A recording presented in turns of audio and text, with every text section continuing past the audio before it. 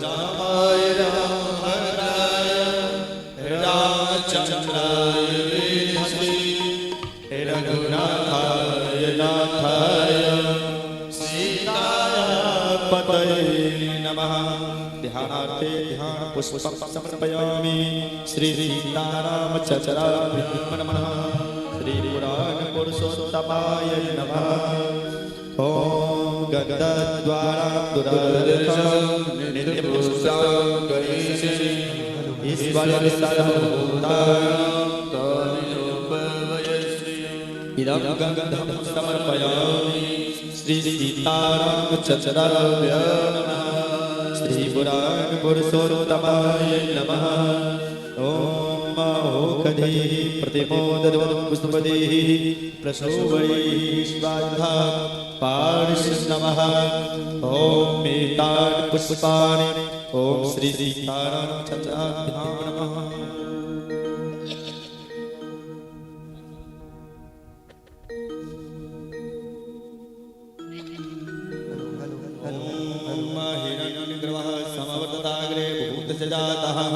पदेक आसीत् दधाद्यामुदेमा तस्मै देवाय हविखा विद्यमाम्। ओम कृताया पूजाया साधुर्यार्थे प्रदक्षिणा। ओम श्री सीतारामचंद्राभ्यां नमः। श्री पुराण पुरुषोत्तमाय नमः। ओम व्यासाय विष्णुरूपाय व्यासरूपाय विष्णवे नमो ब्रह्मवैवर्तये वासिष्ठाय नमो नमः। ध्यानार्थे ध्यान पुष्पं समर्पयामि। ओम व्यासाय नमः। ओम गद्गद्वारां नित्यपुष्टां गणेशने ईश्वरं सर्वभूतानां तमेव गन्धं समर्पयामि। व्यासाय नमः। ओम कृताय पूजाय साधुर्यार्थे प्रदक्षिणा। ओम व्यासाय नमः।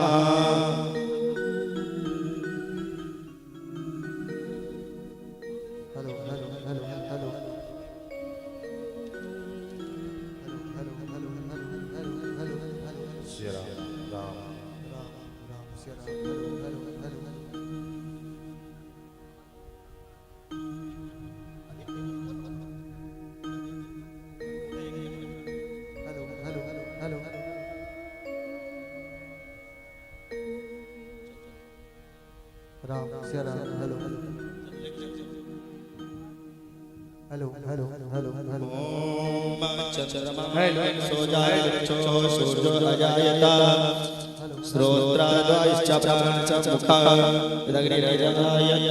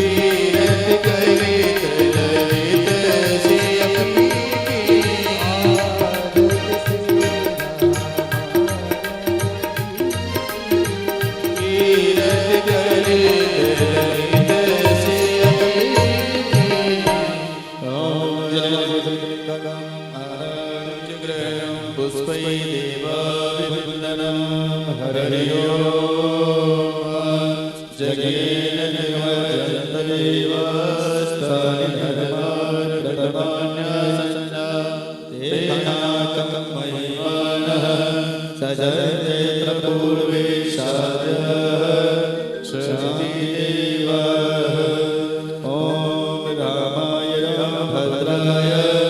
रामचंद्राय वेदसे रघुनाथाय नाथाय सीताय पतये नमः। मंत्रपुष्पांजलिं समर्पयामि। श्री सीतारामचंद्राभ्यां नमः। श्री पुराणपुरुषोत्तमाय नमः। बोले श्री सीताराम भगवान की जय। व्यास जी महाराज की जय। आइए सभी भक्तों अपने अपने स्थान पर बैठ जाएं और पूज्य महाराज के द्वारा अमृत बैठा कर स्नान करें। आइए उससे पूर्व यज्ञ महोदय के लोग 2 मिनट का श्रवण करेंगे। जय जय जय जय जय बैठ जाएं बैठ जाएं। जय श्री नारायण जय श्री राम। उपस्थित श्रद्धालु माताओं बहनों भाइयों बुजुर्गों लक्ष्मीपुर ग्राम की पावन भूमि पर आयोजित सप्त दिवसीय हनुमत प्राण प्रतिष्ठात्मक महायज्ञ जिसका आज तृतीय दिवस है। महायज्ञ समिति के व्यवस्थापक श्री प्रदीप शाह जी, महायज्ञ समिति के अध्यक्ष रविंदर सिंह जी, महायज्ञ समिति के सचिव वीरेंद्र सिंह जी, महायज्ञ समिति के कोषाध्यक्ष मिकू सिंह जी और आप सभी ग्रामवासियों, आप सबके अभूतपूर्व योगदान से यह महायज्ञ यह भव्य रूप धारण किया। आप सब ग्रामवासी क्षेत्रवासी बधाई के पात्र हैं। यह जो मौका यह अवसर शुभ अवसर मिला है, यह आपके पूर्व जन्म का कमाई है। इतना बड़ा भव्य वातावरण बन गया है कि आज यह भूमि लक्ष्मीपुर तो है ही, साथ में राम कथा हो रही है। तो जहां राम तहां अवध निवास, यह अवध बन गया, अयोध्या बन गई है भूमि। और आप सब अयोध्यावासी, जैसा कि कल महाराज श्री ने घोषणा की थी कि आज राम जन्म महोत्सव है, व्यासपीठ पर विराजमान अंतर्राष्ट्रीय ख्याति लब्ध सुप्रतिष्ठित सरस्वती के व्रत पुत्र श्री श्री 1008 श्री रामानुजाचार्य स्वामी चतुर्भुजाचार्य जी महाराज उर्फ चंदन जी महाराज, जो कि सम्मानित व्यासपीठ को आप सुशोभित कर रहे हैं। और इनके श्रीमुख से आप जो राम कथा अमृत का रसपान कर रहे हैं, वह बहुत ही आपके लिए, आपके परिवार के लिए, आपके समाज के लिए, आपके धर्म और राष्ट्र के लिए मंगलकारी है, लाभकारी है। आज राम जन्म महोत्सव की कथा है, तो राम जन्म महोत्सव के उपलक्ष्य में आप सभी ग्रामवासियों से निवेदन है, क्षेत्रवासियों से, कि जिस प्रकार से अवधवासी महाराज दशरथ के महल में न्यौछावर ले जाकर के वहां भेंट करते हैं, आप सब भी अपने अपने घरों से चले। तो आज राम लला को अपनी तरफ से अन्न धन वस्त्र जो भी बने यहाँ आकर आप राम जन्म के समय न्योछावर करें, धन करें, वस्त्र करें, सोना करें, हीरा करें, मोती करें, जितना भी न्योछावर करेंगे कम होगा। आप सभी महायज्ञ के पदाधिकारियों एवं कार्यकारिणी समिति के सदस्यों को हमारी तरफ से, यज्ञाधीश की तरफ से बहुत बहुत हार्दिक शुभकामनाएं हैं। लक्ष्मीपुर परसौनी ग्राम भी इसी में है, लक्ष्मीपुर से अलग नहीं है। यह यज्ञ एक तरह से बाहर वालों के लिए संयुक्त तत्वाधान नहीं है। आप भले समझे कि लक्ष्मीपुर है वो परसौनी है, लेकिन दोनों एक ही है। तो मैं आप सबको धन्यवाद देता हूं और आग्रह करता हूं कि यथाशीघ्र अपने अपने घर के गृह कार्य नाना जंजाला उससे निपटकर कथा पंडाल में आवे और व्यासपीठ पर विराजमान विद्वान सरस्वती पुत्र अंतरराष्ट्रीय ख्याति लब्ध श्री श्री 1008 श्री स्वामी श्री चतुर्भुजाचार्य महाराज उर्फ चंदन जी के मुखारबिंद से राम कथा का रसास्वादन करें। जय श्री राम। जय श्री राम। बहुत सुंदर। आइए आप लोग अगल बगल में जो खड़े हैं सभी स्थलों से आप लोग आए, कथा पंडाल में बैठ जाएं। अयोध्या धाम से आए हुए कथावाचक चतुर्भुजाचार्य श्री चंदन जी महाराज के द्वारा अमृत कथा का रसपान करें। जय श्री राम। श्री राम राम।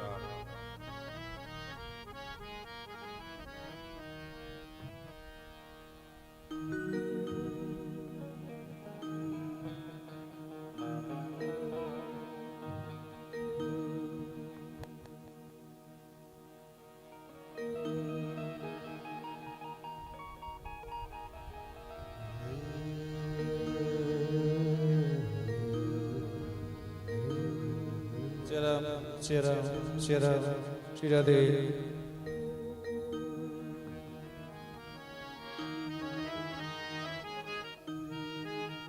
राम राम श्री राम। श्री सीता रामचंद्र भगवान की, श्री अयोध्यानाथ भगवान की जय। श्री वृंदावन बिहारी लाल की जय। श्रीमद्भागवत महापुराण की जय। श्री राम कथा ज्ञान महायज्ञ की हरि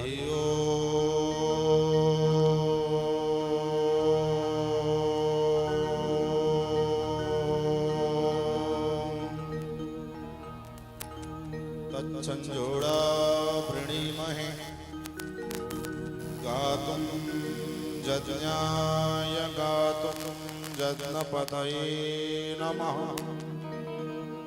दैवी स्वस्तिरस्तु न स्वस्तिर्मानुषेभ्यः। ऊर्ध्वं जिगातु भेषजम् सन्नो अस्मद्विपदेशं चतुष्पदे। विश्वानि देव सवितर्दुरितानि पराशुभ। यद्भद्रं तन्नाशुभ। ज्ञानानन्दमयं देवं निर्मलस्फटिकाकृतिम् आधारं सर्वविद्यानां हयग्रीवमुपास्महे। रामं रामानुजं सीतां भरतं भरतानुजं। सुग्रीवं वायुसूनुं च प्रणमामि पुनः पुनः। नमोस्तु रामाय सलक्ष्मणाय देवी च तस्यै जनकात्मजाय। नमोस्तु रुद्रेन्द्रयमानिलेभ्यो। नमोस्तु चन्द्रार्कमरुद्गणेभ्यः। यत्र यत्र रघुनाथ कीर्तनं तत्र तत्र कृतमस्तकाञ्जलिं वास्तवारि परिपूर्णलोचनं मारुतिं नमत राक्षसान्तकम् पूजन्तं राम रामेति मधुरं मधुराक्षरम् आरुह्य कविता शाखां वन्दे वाल्मीकिकोकिलं रामाय रामभद्राय रामचन्द्राय वेधसे रघुनाथाय नाथाय सीतायाः पतये नमः लक्ष्मीनाथ समारम्भां नाथयामुनमध्यमाम् अस्मदाचार्यपर्यन्तां वन्दे गुरुपरम्पराम् यो नित्यमच्युतपदाम्बुजयुग्मरुग्मव्यामोहतस्तदितराणि तृणाय मेने अस्मद्गुरोर्भगवतोऽस्य दयैकसिन्धो रामानुजस्य चरणौ शरणं प्रपद्ये श्रीमत्काश्यपगोत्रलब्धजनुसंविद्याविभूषोन्नतं सच्छास्त्रार्णवपारगामि विदुषां मान्यं मनोज्ञश्रियं स्वाचार्ये च जगद्गुरौ उद्भवे श्रीवासुदेवे रतं वन्दे वन्दे जगद्गुरुं मुनिवरं श्रीराघवार्यं गुरुम् अस्मद्गुरुभ्यो नमः अस्मत्परमगुरुभ्यो नमः अस्मत्सर्वगुरुभ्यो नमः श्रीमते रामानुजाय नमः श्रीराधाकान्तस्मरणं श्रीसीताकान्तस्मरणं संतपूर्वाचार्य सहाय संतपूर्वाचार्य सहाय श्री सीतारामचंद्र भगवान की श्री अयोध्यानाथ भगवान की जय श्री वृंदावन बिहारी लाल की श्री राम कथा ज्ञान महायज्ञ की श्री हनुमान जी महाराज की श्री वाल्मीकि जी महाराज की श्री गोस्वामी तुलसीदास जी महाराज की श्री भाष्यकार रामानुस्वामी जी महाराज की पूज्यपाद श्रीमद जगत गुरु स्वामी जी महाराज की सब संतन की सब भक्तन की जय जय श्री सीताराम। भगवान की कथा में हम सभी लोग प्रवेश करें उससे पूर्व आइए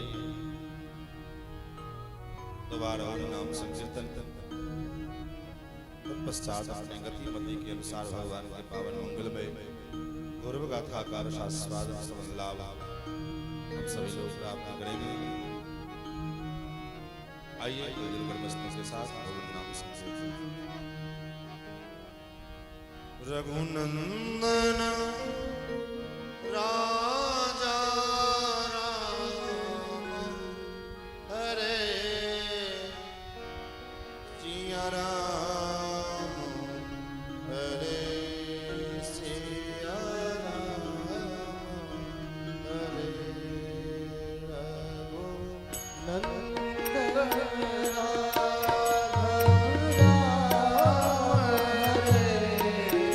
सिया राम हरे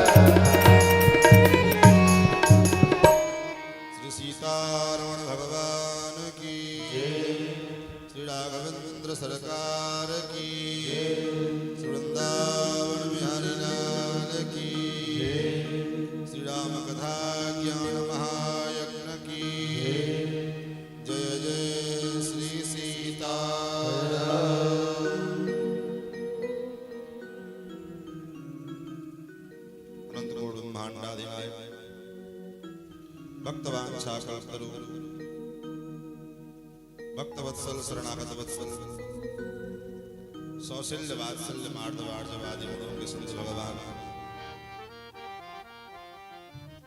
श्री सीतारामचंद्र जी जिनकी मंगलमय कृपा करुणा के फलस्वरूप हम और आप ये पावन राम कथा के माध्यम से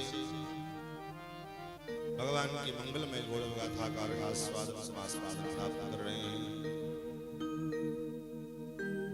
श्री राम कथा के सुरसिक श्रोता आनंद बलवंत श्री हनुमंत लाल जी महाराज एवं इस महायज्ञ के संपूर्ण व्यवस्था को देखने वाले हमारे परम स्नेही श्री प्रदीप साहू जी, यज्ञ समिति के समस्त अध्यक्ष, कोषाध्यक्ष, सचिव इत्यादि गण, भगवत कथा रस रसिक धर्मानुरागी सज्जन वृंद, भगवत प्रेम पद श्रद्धा वही माता जन, बंधुजन, कई दिनों से इस यज्ञ की सारी व्यवस्था को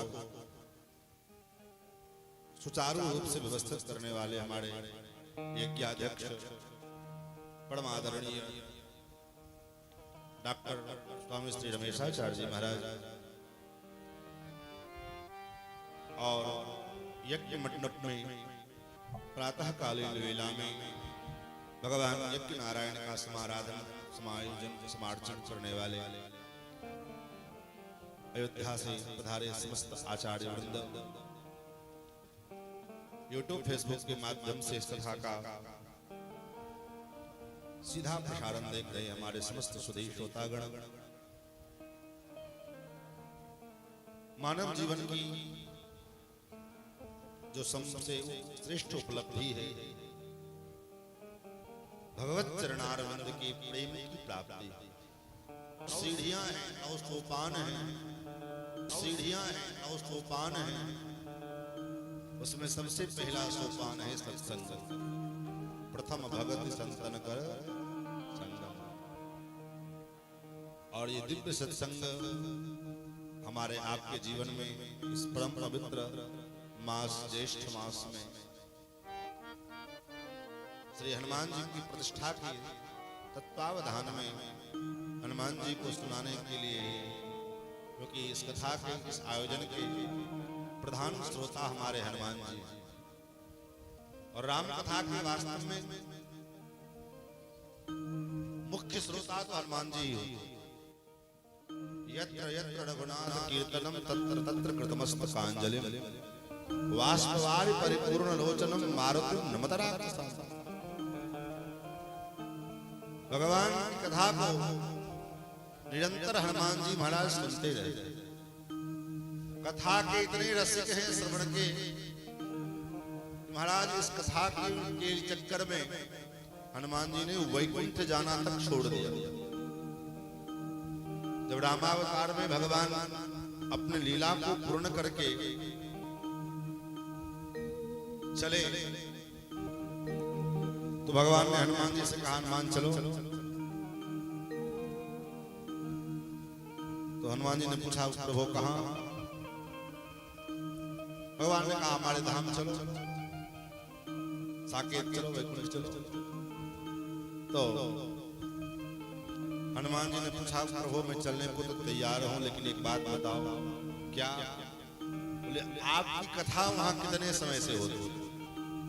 वैकुंठ में आपकी कथा का क्या समय? भगवान ने कहा, वहां तो कथा नहीं होती, वहां तो साक्षात हम होते हैं। जहां हम स्वयं हैं वहां कथा की क्या आवश्यकता? हनुमान जी ने कहा, प्रभु तब क्षमा करें, हम नहीं चलेंगे। भगवान ने कहा, क्यों? मैं जिस वैकुंठ को प्राप्त करने के लिए बड़े बड़े योगी इंद्र मुनींद्र मलात्मा विमलात्मा हजारों लाखों वर्षों तक साधना करते हैं, और उस जगह तुम क्यों नहीं जाना चाहते हो? हनुमान जी ने कहा, महाराज प्रभु मैं एक रहस्य जानता हूं। कौन सा रहस्य जानते हो? बोले, वैकुंठ में आप सदा सर्वदा रहोगे कि नहीं रहोगे इसका कोई गारंटी नहीं है। आप अपने निज धाम में सदा सर्वदा रहेंगे कि नहीं रहेंगे इसकी कोई गारंटी नहीं। लेकिन हाँ, एक जगह ऐसा है जिस जगह से आप बिल्कुल नहीं जा सकते, वहां आपको मजबूरन झक मार करके रहना पड़ेगा। कौन सा जगह है? हनुमान जी ने कहा, आपने ही तो कहा है, आपका ही वचन है प्रभु। बोले, मेरा क्या वचन है? बोले, आपने ही कहा है, ना हम बसामि वैकुंठे योगिनां हृदयेन च मद्भक्ताः यत्र गायन्ति तत्र तिष्ठामि नारद। हे नारद, ना हम बसामि वैकुंठे, ना मैं वैकुंठ में निवास करता हूं, न बड़े बड़े योगियों के हृदय में वास करता हूं। तब कहां वास करते हो? बोले, मद्भक्ताः यत्र गायन्ति, जहां जहां मेरे भक्त लोग मेरे नाम का कीर्तन करते हैं, मेरे नाम का, मेरे लीलाओं का गान करते हैं, मैं वहीं निवास करता हूं। इसलिए तो गोस्वामी जी ने मानस में भी लिखा, जय ही दीन राम जन्म श्रुति गावै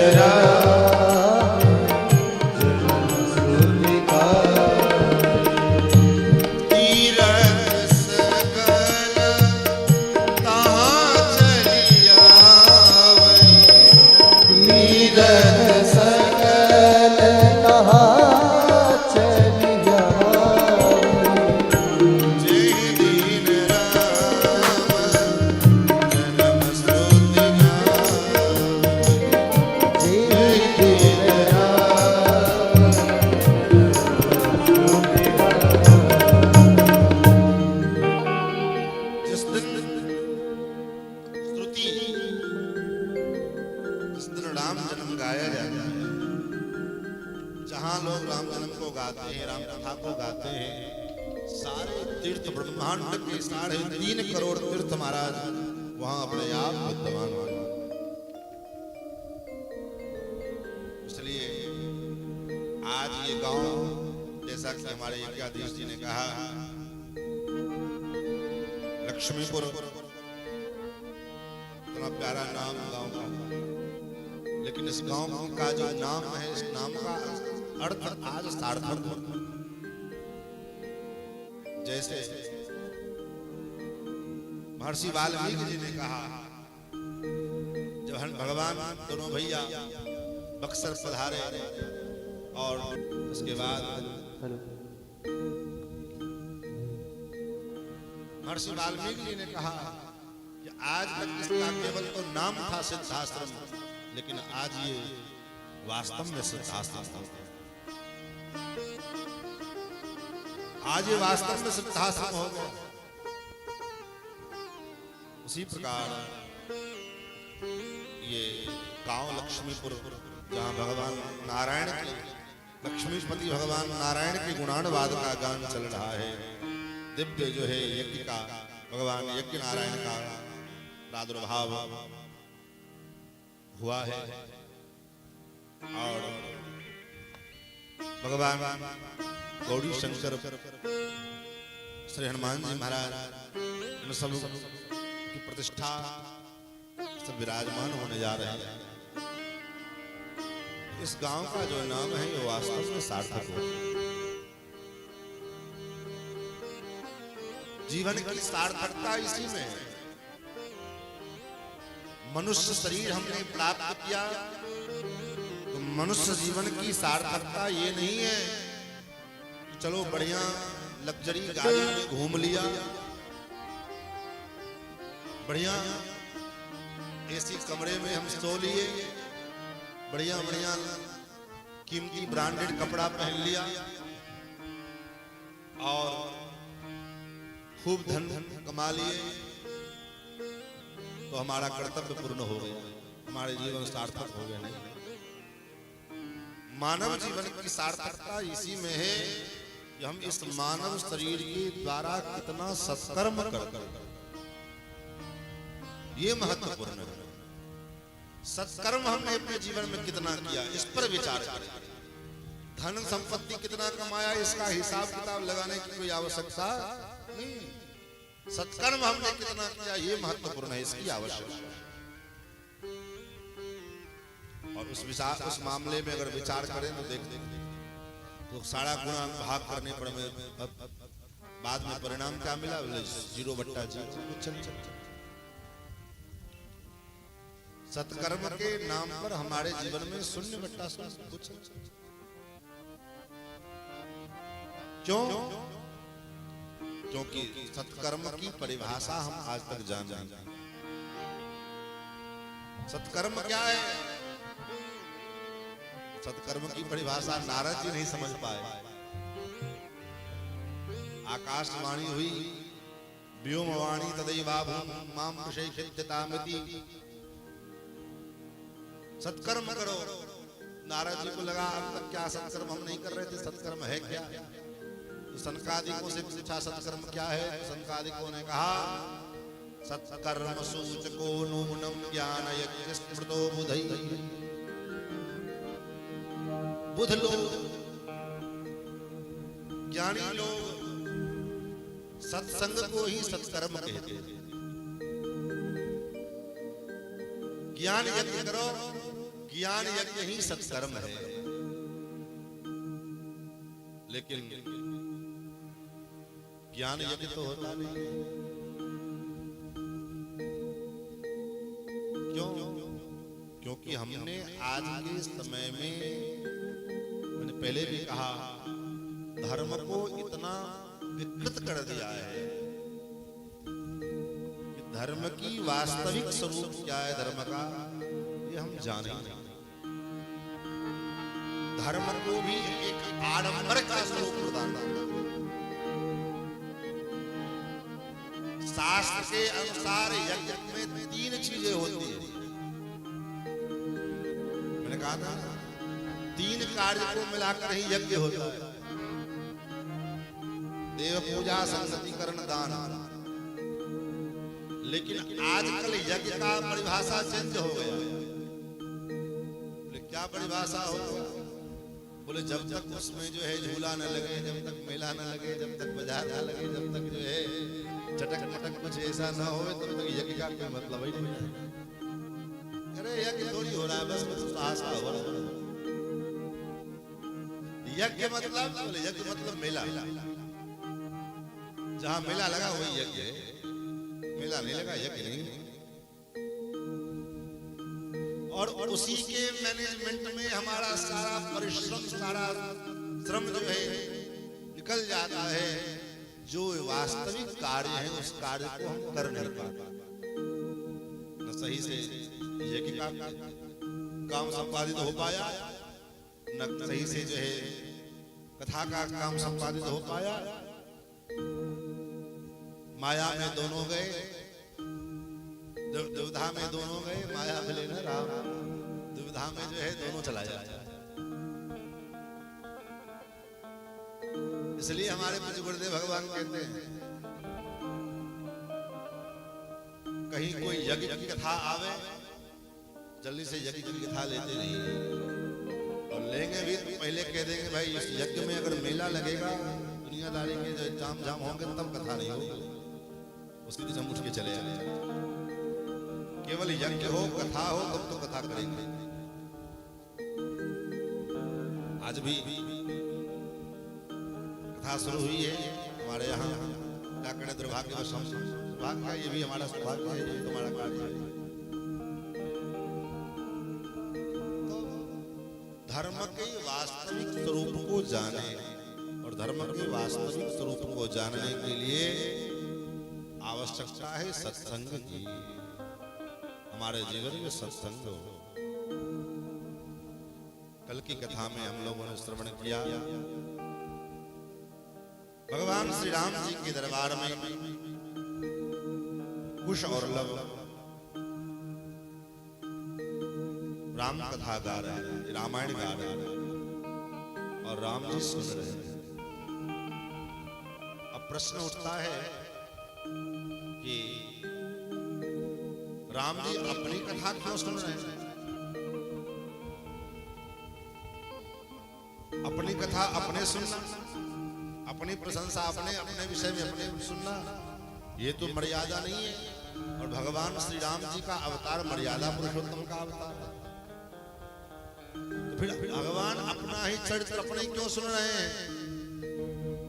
बोले इसलिए भगवान सुन रहे हैं क्योंकि ये कथा राम जी का नहीं है। राम जी की चर्चा आई है बीच बीच में, लेकिन मुख्य रूप से ये चर्चा किसका है, कथा किसकी है?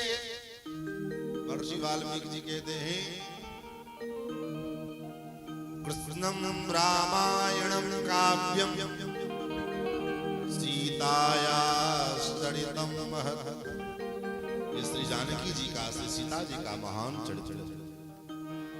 ये राम जी का चरित्र नहीं, ये श्री जानकी जी का महान चरित्र। इसमें श्री जानकी जी के त्याग का, श्री जानकी जी के तपस्या का श्री जानकी जी की करुणा का, उनकी भक्त वत्सलता का वर्णन महर्षि वाल्मीकि जी ने किया। राम जी रावण का वध करके उसका उद्धार करते हैं। दिखने में तो लगता है राम जी की कथा है, लेकिन इसके पीछे मूल बात क्या है? रावण तो पहले भी था। पहले राम जी ने क्यों नहीं मार दिया रावण को? लेकिन राम जी ने रावण को कब मारा? जब राम जी जानकी जी की कृपा हुई तब। जब जानकी जी श्री जी लंका गई, आप लोग लंका गई कि रावण हरण करके ले गया? बोले श्री जानकी जी की इच्छा के बिना क्या रावण जानकी जी को छू सकता था? जिन श्री किशोरी जी के लिए कहा गया उद्धवस्य संहार कारिणी क्लेश हारिणी सर्वश्रेयस्करी सीताम तो हम राम वल्लभाम, जो सृष्टि की उत्पत्ति पालन और संहार करने वाली है, कारिणी उसके मूल कारण है। ऐसी श्री किशोरी जी को, ऐसी श्री जानकी जी को क्या रावण बिना उनकी मर्जी की उठा ले जाएगा, उनकी इच्छा को उठा ले जाएगा? तब रावण ले नहीं गया, जानकी जी खुद कृपा करके अनुग्रह करके गई। हमारे आचार्यों ने अनुसंधान किया है, हे श्री जी आप कितने करुणा वरुणालय हैं, आप कितने कृपालु हैं। कैसे? जो रावण कभी भी भगवान का भजन नहीं कर सकता था, ऐसे रावण का उद्धार करने के लिए स्वयं दुख को सहन किया, स्वयं कष्ट को सहन किया। लेकिन उस रावण का उद्धार करने के लिए लंका में आप गई तभी तो रावण का उद्धार हुआ, पूरे परिवार का उद्धार हुआ। इसलिए ये कथा, ये रामायण जो है, राम जी की चर्चा नहीं, राम कथा नहीं है, ये श्री जानकी जी का पावन चरित्र। कुश और लव गा रहे हैं। सबसे पहले अयोध्यापुरी का वर्णन किया। सर्वां पूर्वमियं तेषाम् आशिष्कृष्णां वसुन्धरा प्रजापतिमुपादाय नृपाणां जयशालिना।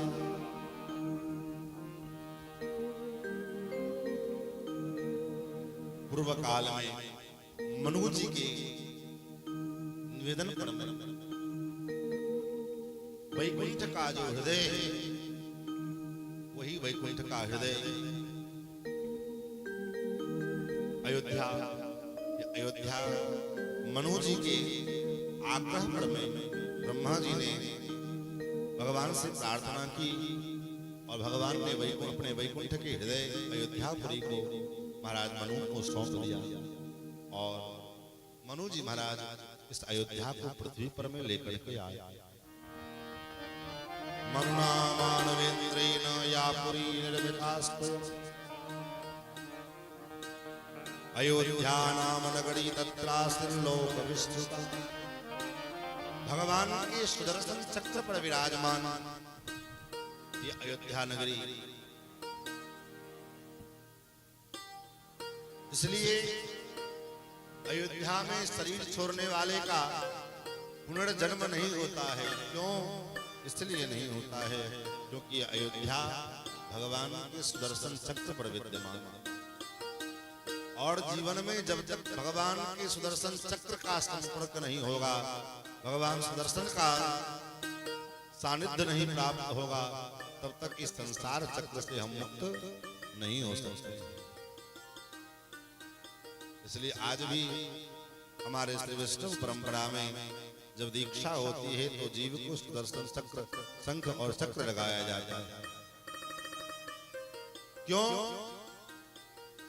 क्योंकि शंख चक्र के लगते ही, स्पर्श होते ही जीव संसार चक्र से उसी क्षण मुक्त हो जाता है। और यही कारण है कि अयोध्यापुरी में जन्म लेने वालों के लिए, अयोध्यापुरी में जिसका जन्म होता है वह जीव पुनः इस संसार में लौट करके नहीं, अवध तजे तनु नहीं संसार। ऐसी अयोध्यापुरी जिसका आकार आयता दशद्वैत, ये 12 योजन लंबा और 3 योजन चौड़ा ये अयोध्यापुरी है। इसके उत्तर भाग में श्री सरयू जी का, सरयू जी की धारा प्रवाहित होती है और इसमें प्रवेश करने के लिए नवद्वार, अष्टचक्रा नवद्वारा देवानाम पूर्योदया। इसका नाम अयोध्या क्यों है? इसलिए अयोध्या है क्योंकि इस जगह पर में कभी युद्ध नहीं हुआ। अयोध्या में जहां पर में कभी युद्ध नहीं हुआ, ऐसा जो स्थल है उसका नाम अयोध्या है। महाराज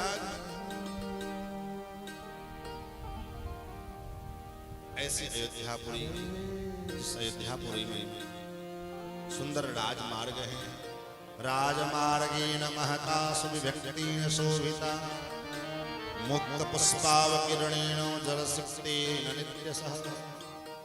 जहां नित्य राजमार्ग को जल से सिंचित किया जाता है, रोज लोग अपने अपने घरों के आगे बढ़िया सुंदर स्वस्तिक बनाते हैं, चौक बनाते हैं, सुंदर मंगल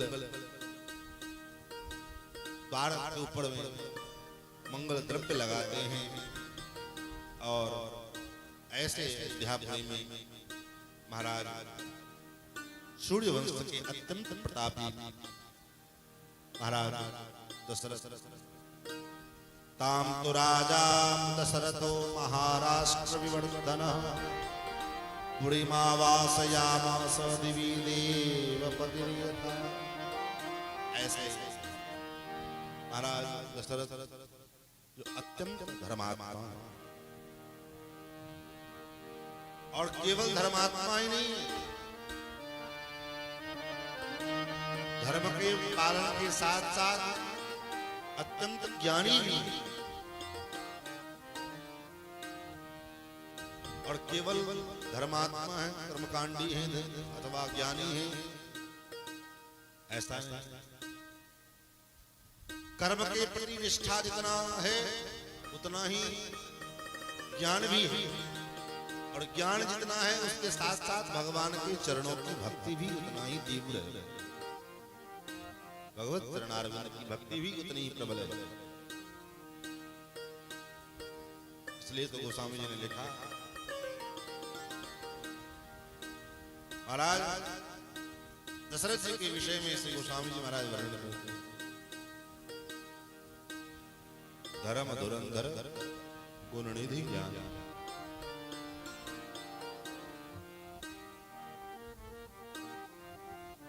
अवधपुरी को सलमणि राय, अवधपुरी सलमणिया, अवधपुरी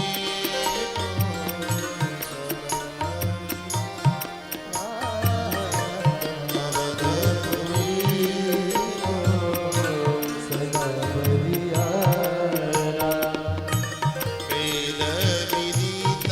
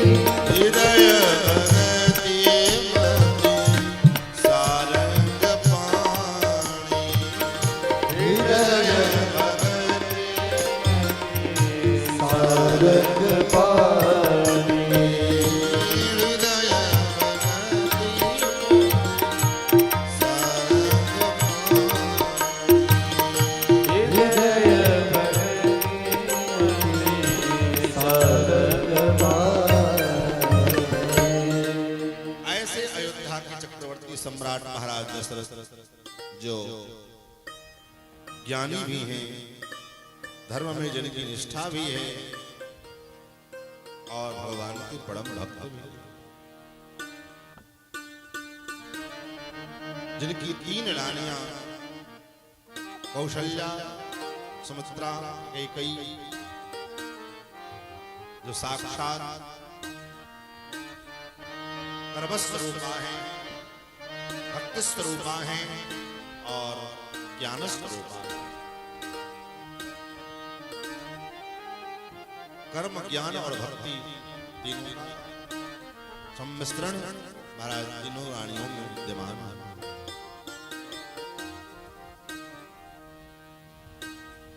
और वहां के जो लोग हैं वो कैसे हैं?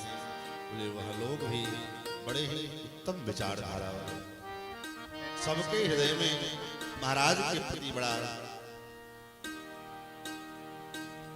भाव है, बड़ा प्रेम है, सब ज्ञानी है। तस्याम पूर्याम अयोध्यायाम वेदविद सर्वसंग्रह,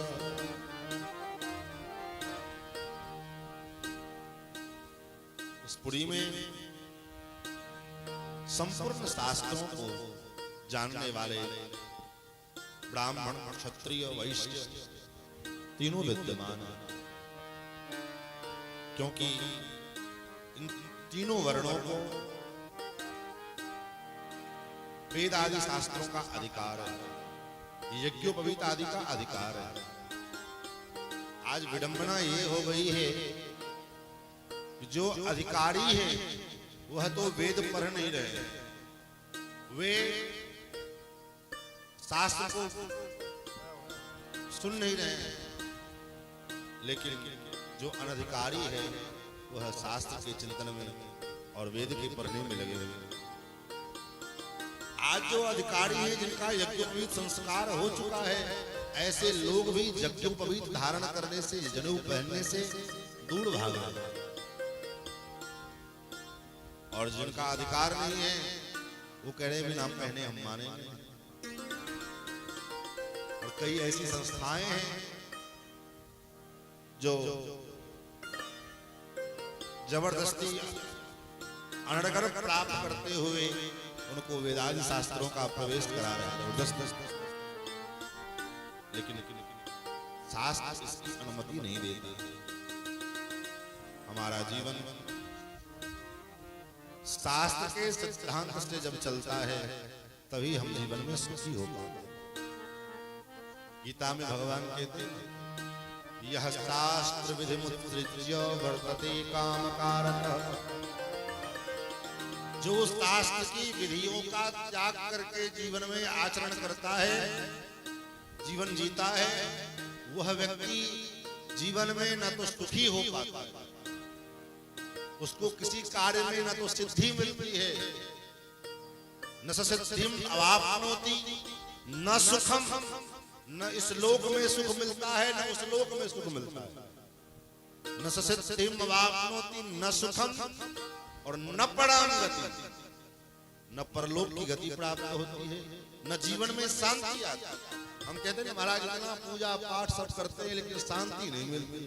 बोले इसका मतलब है कि तुम्हारा पूजा पाठ जो है वो शास्त्र के विरुद्ध है। तुम जो कर रहे हो तुम्हारा किया हुआ कर्म शास्त्र के जो है संबद्ध नहीं है, शास्त्र से प्रमाणित नहीं है। अन्यथा हम कोई सत्कर्म करें और हमको शांति ना मिले, सुख ना मिले, संभव ही नहीं। अगर हम सुखी नहीं हो पा रहे हैं, इसका मतलब है कहीं ना कहीं हम शास्त्र के विरुद्ध कोई न कोई आचरण कर रहे हैं। शास्त्र की विधि का त्याग करके और जीवन में हम सुखी होना चाहें, ये संभव कहां? ऐसा अयोध्या नगरी, जिन अयोध्या के विषय में रुद्र यामन ग्रंथ में भगवान शंकर कहते हैं, देवी ये अयोध्या कैसा है? अयोध्या साक्षात भगवान जगन्नाथ, साक्षात परमात्मा का ही स्वरूप है। भगवान ही स्वयं अपने आप को अयोध्या के रूप में प्रकट किया। और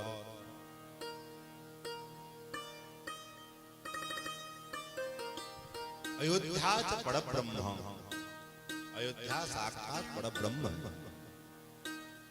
और सरयू बोले सरयू सगुण पमा, सरयू साक्षात भगवान का सगुण स्वरूप है।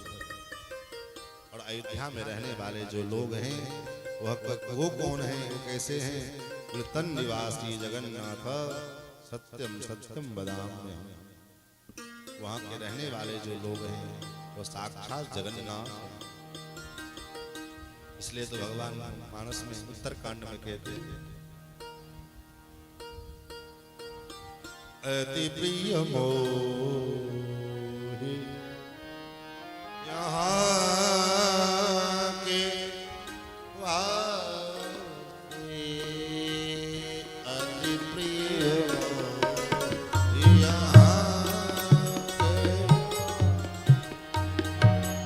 अति प्रिय मोहि यहाँ के वासी, अति प्रिय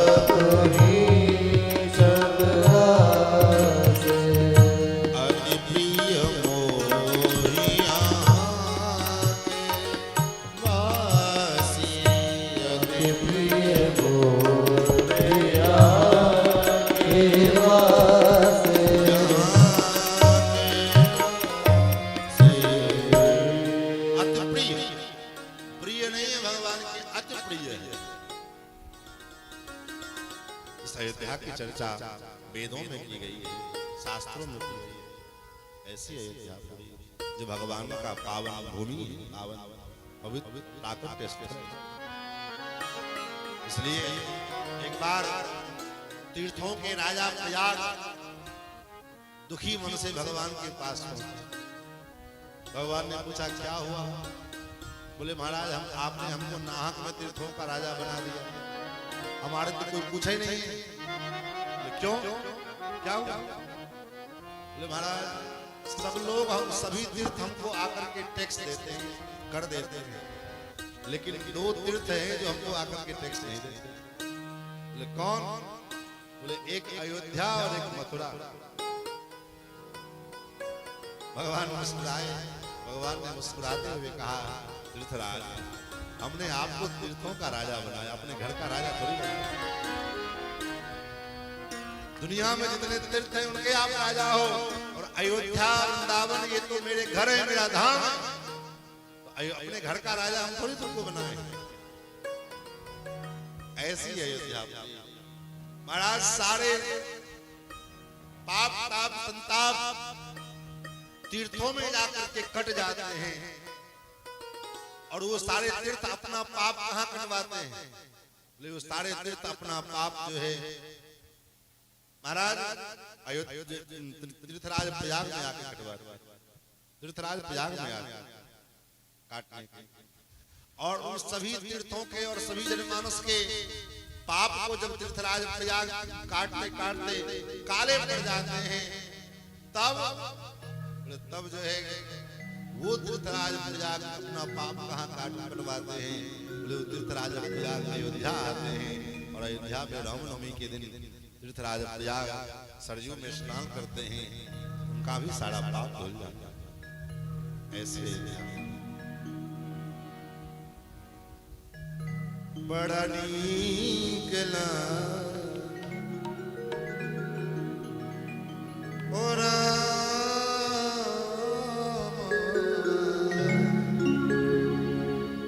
बड़ा नीक लागे राघव जी के गौवा, बड़ा नीक लागे राघव जी के गौवा,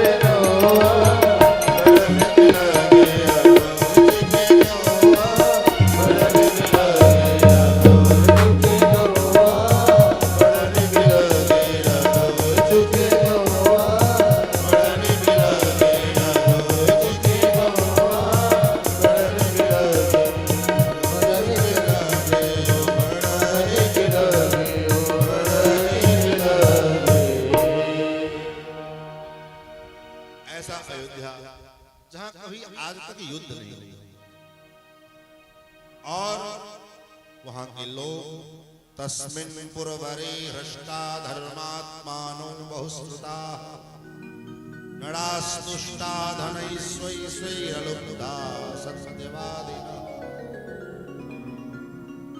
वहां के लोग जो है अलुप्त था, किसी को किसी प्रकार का कोई लोभ नहीं। सब महाराज धर्मात्मा, सबके धर्म में रुचि है। राम राज्य राम जी के धनुष बाण के डर से स्थापित नहीं है। जहां कानून के डर से अपराध कम हो रहा हो, वहां कानून कहां तक अपराध कम कर सकता है? कानून कहां कहां जाएगा अपराध कम करने के? कानून के रक्षक सिपाही सीमित हैं और जनता असीमित है। तब बोले लोगों में धर्म का, जब तक लोगों के भीतर धर्म के प्रति जागरूकता नहीं आए, हम जो कर रहे हैं ये धर्म है कि नहीं है, इसका विचार जब तक जीवन में नहीं आएगा, तब तक जो है धर्म हमारे परिवार में, हमारे समाज में, हमारे गांव में, हमारे राष्ट्र में वास्तविक राम राज्य की स्थापना संभव नहीं। राम राज्य की परिकल्पना धर्म के आधार पर किया जाए। लोगों के भीतर धर्म के प्रति अभिरुचि हो, धर्म पालन का लोगों में सावधानी हो कि हमसे कोई चूक ना हो जाए, हमसे कोई अधर्म ना हो, हम भूल से भी कोई अधर्म ना कर बैठे। ये भावना जब तक जीवन में नहीं आएगी, तब तक समाज में धर्म की स्थापना संभव नहीं है, तब तक राम राज्य की कल्पना संभव नहीं है। भावना नहीं आएगी तभी तो महाराज और दूर की कौन के राम जी के मंदिर से चोरी हो जाती है।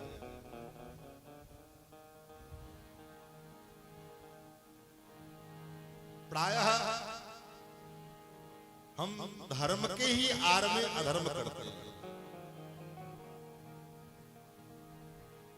जहां धर्म होगा वहीं अधर्म भी होगा। अब अपने को ये निर्णय करना है कि हम धर्म से कैसे, अधर्म से हम कैसे बचे रहे, ये अपने को सावधानी रखनी। अयोध्या के सभी नर नारी धर्म के पालन में लगे। सर्वे नराश्च नार्यश्च धर्मशीला सुसंगता मुदिता शीलव्रताभ्यां हर्षय इवामला।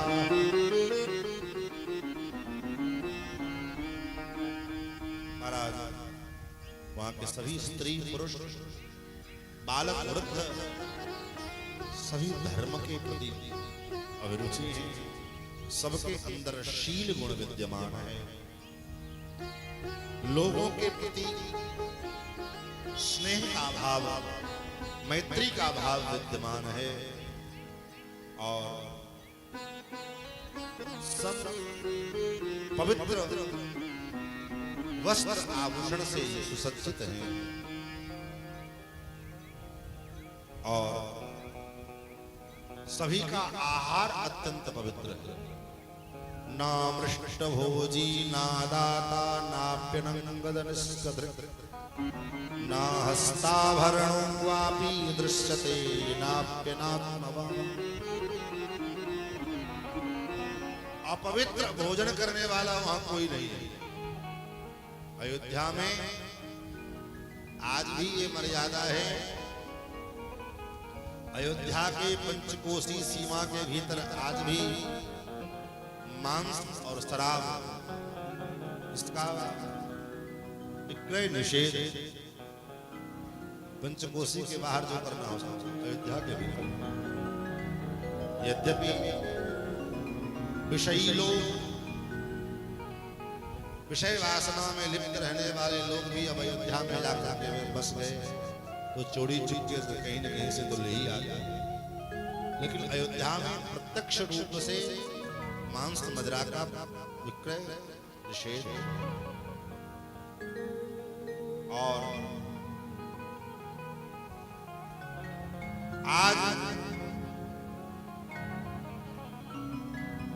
जो भी पूजा पाठ जब तब यज्ञ अनुष्ठान कर्मानुष्ठान करते हैं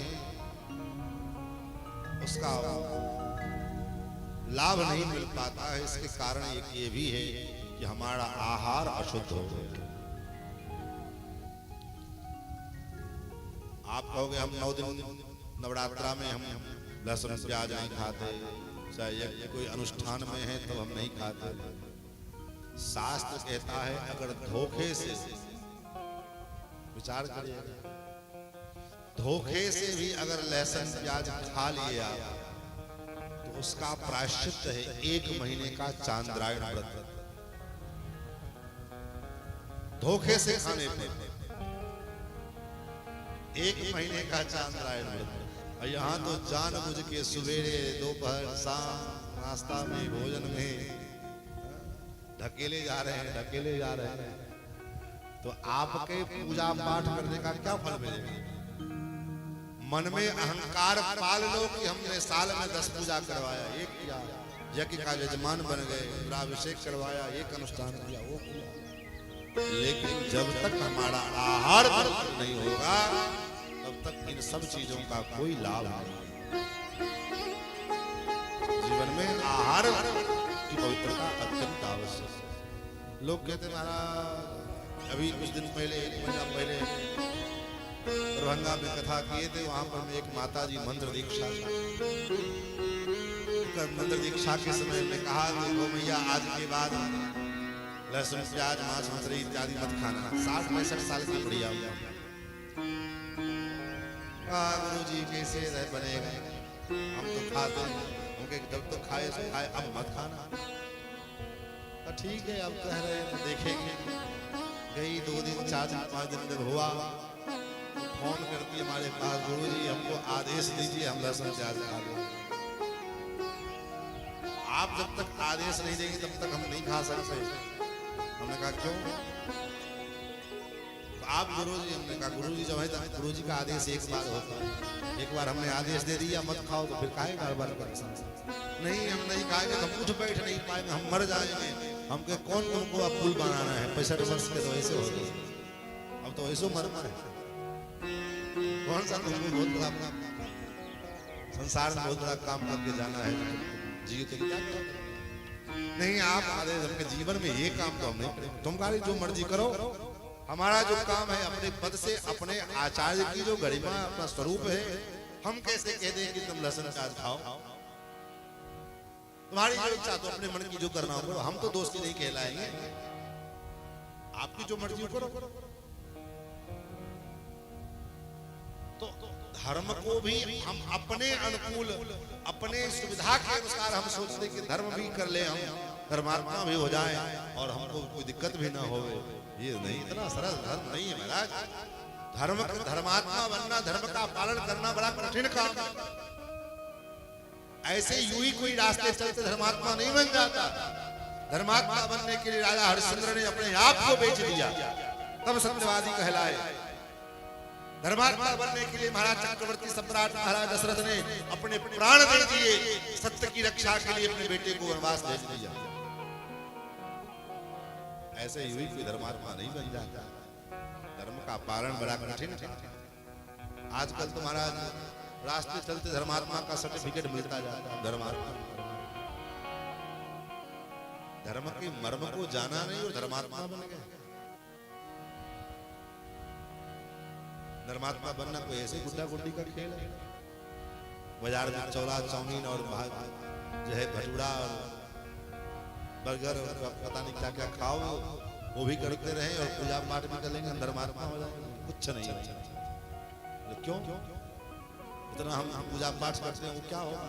बोले ऊसर भूमि में चाहे कितनों बीज डाल दो, बीज जमेगा। ऊसर खेत में कितनों उत्तम क्वालिटी का बीज क्यों ना हो, लेकिन वो खेत जो है ऊसर है, उसमें क्षमता नहीं है बीज को अंकुरित करने की, तो बीज अंकुरित नहीं होगा।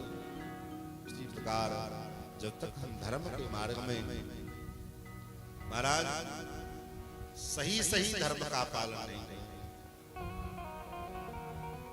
हमारा आहार जब तक पवित्र नहीं हो, शुद्ध आहार, पवित्र आहार, पवित्रता से बना हुआ आहार। ये भी भाते दाल हम खा रहे हैं, रसम जाय नहीं खाते हैं, लेकिन वो पवित्रता से न बनी होती। बहुत लोगों का अभ्यास होता है,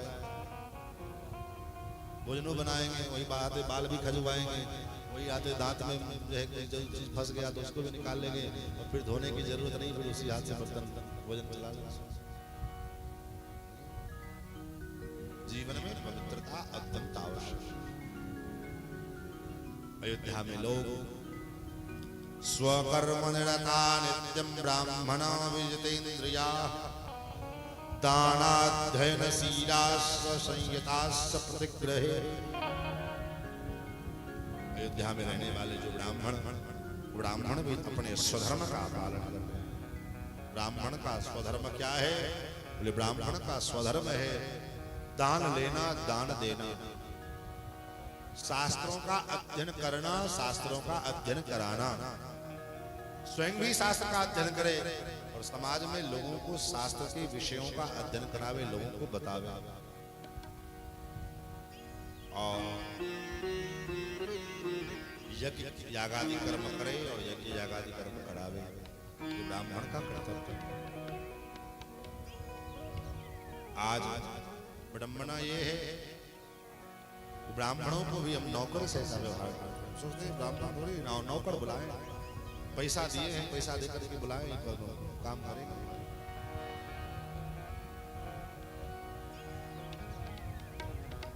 पैसा देकर के ब्राह्मण के काम का फीस नहीं होता। ब्राह्मण को जो हम देते हैं वो फीस नहीं है, वो दक्षिणा है। ब्राह्मण जो कोई कर्मानुष्ठान कराता है उसके पीछे जो बाद में जो लेता है वो फीस नहीं है, वो उसकी मजदूरी नहीं है, वो दक्षिणा है। और दक्षिणा असीमित होता है, उसकी कोई सीमा नहीं। अपने सामर्थ्य के अनुसार कोई 5 रुपया भी देता है, कोई 500 भी देता है, कोई 5000 भी देता है, तो कोई 5 लाख भी देता है। लेकिन कोई सोचे कि हम ब्राह्मण को 5000 दिए, हम खरीद लिए। बोले ब्राह्मण बड़ा भगवान के बस में नहीं है, तो आपके बस में क्या होगा? ब्राह्मण परम स्वतंत्र, जैसे परमात्मा स्वतंत्र है वैसे ब्राह्मण स्वतंत्र। ब्राह्मण का तेज, ब्राह्मण का बल, ब्राह्मण की शक्ति, ब्राह्मण का ऊर्जा क्या है? बोले तप के बल पर ब्राह्मण, साधना के बल पर ब्राह्मण किसी की कमाई नहीं खाता। ब्राह्मण अपने साधना की कमाई खाता, अपने तपस्या की कमाई खाता। महाराज ऐसे अयोध्या में महाराज चक्रवर्ती सम्राट दशरथ, इनके 8 मंत्री हैं। दृष्टिर्जयन्तो विजयस्तु राष्ट्रो राष्ट्रवर्धनः अकोपो धर्मपालश्च सुमन्त्रश्चाष्टमोऽर्थवित्। इनके 8 मंत्री दृष्टि, जयंत, विजय, राष्ट्र, राष्ट्रवर्धन, अकोप, धर्मपाल और सुमंत्र, 8 महामंत्री। और अनेक वैदिक आचार्य गण ऋत्विज इनके दरबार में। वशिष्ठ, वामदेव, जावाल, काश्यप, गौतम, मार्कंडेय, कात्यायन, ये ऋषि लोग महाराज चक्रवर्ती सम्राट के परमानेंट ऋत्विज हैं। निरंतर इनके द्वारा कोई न कोई यज्ञ आदि कर्म, स्रोत कर्म होता रहता है। और ऐसे चक्रवर्ती सम्राट महाराज दशरथ 60,000 वर्ष जीवन के व्यतीत हो गए, लेकिन महाराज के कोई पुत्र नहीं, कोई पुत्र नहीं। तस्य चैवं प्रभावस्य धर्मज्ञस्य महात्मना सुतार्थं तप्यमानस्य नासीद वंशकरस्तः। पुत्र तो बहुत थे भाई, राजा के लिए प्रजा ही उसका पुत्र होता है। इसलिए यहाँ में महर्षि वाल्मीकि लिखते हैं नासीत वंशकरस्तः। वंशकरस्तता मतलब वंश को आगे ले जाने वाला, वंश की वृद्धि करने वाला कोई सुत नहीं था, कोई पुत्र नहीं। और इस बात की महाराज के मन में चिंता उत्पन्न हुई। किस बात की चिंता हुई? मुझे कोई पुत्र नहीं, मेरा कोई पुत्र नहीं। एक बार भूपति मन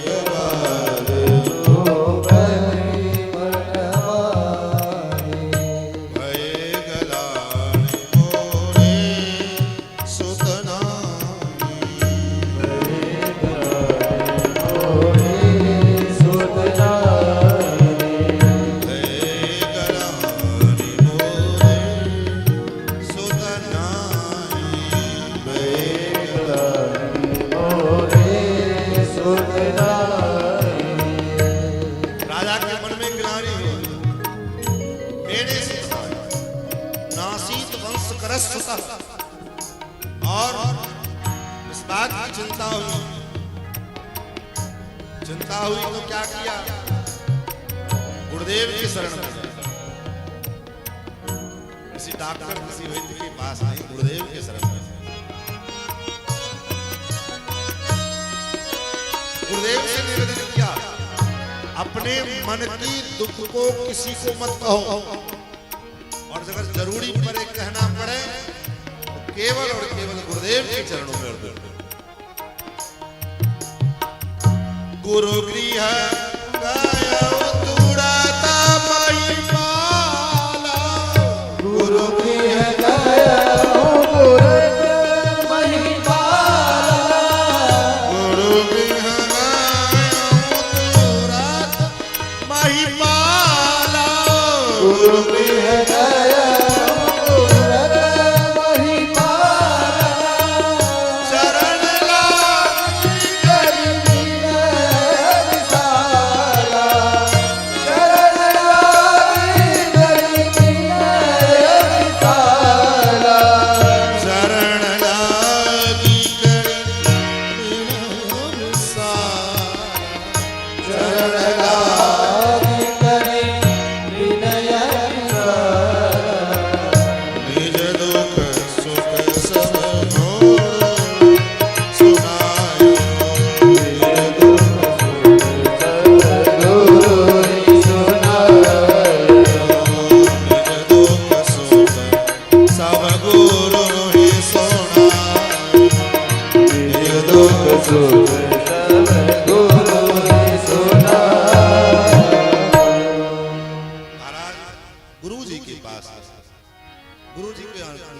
सभी ऋत्विजों को बुलाया। सुयज्ञं वामदेवं च जावालिमधकास्यपान पुरोहितं वसिष्ठं च ये चाण्डीर्द्विजोत्तमः। पहले सुमंत्र से कहा, हे सुमंत्र आप जाइए और जितने गुरुजन हैं उन गुरुजनों को जरा बुला लें, उनसे आग्रह कीजिएगा। महाराज ने बुलाया और गुरुजी को बुला, गुरुजन लोग आए, सबके सामने महाराज दशरथ जी ने प्रार्थना, गुरुदेव मेरे मन में एक लालसा। क्या लालसा?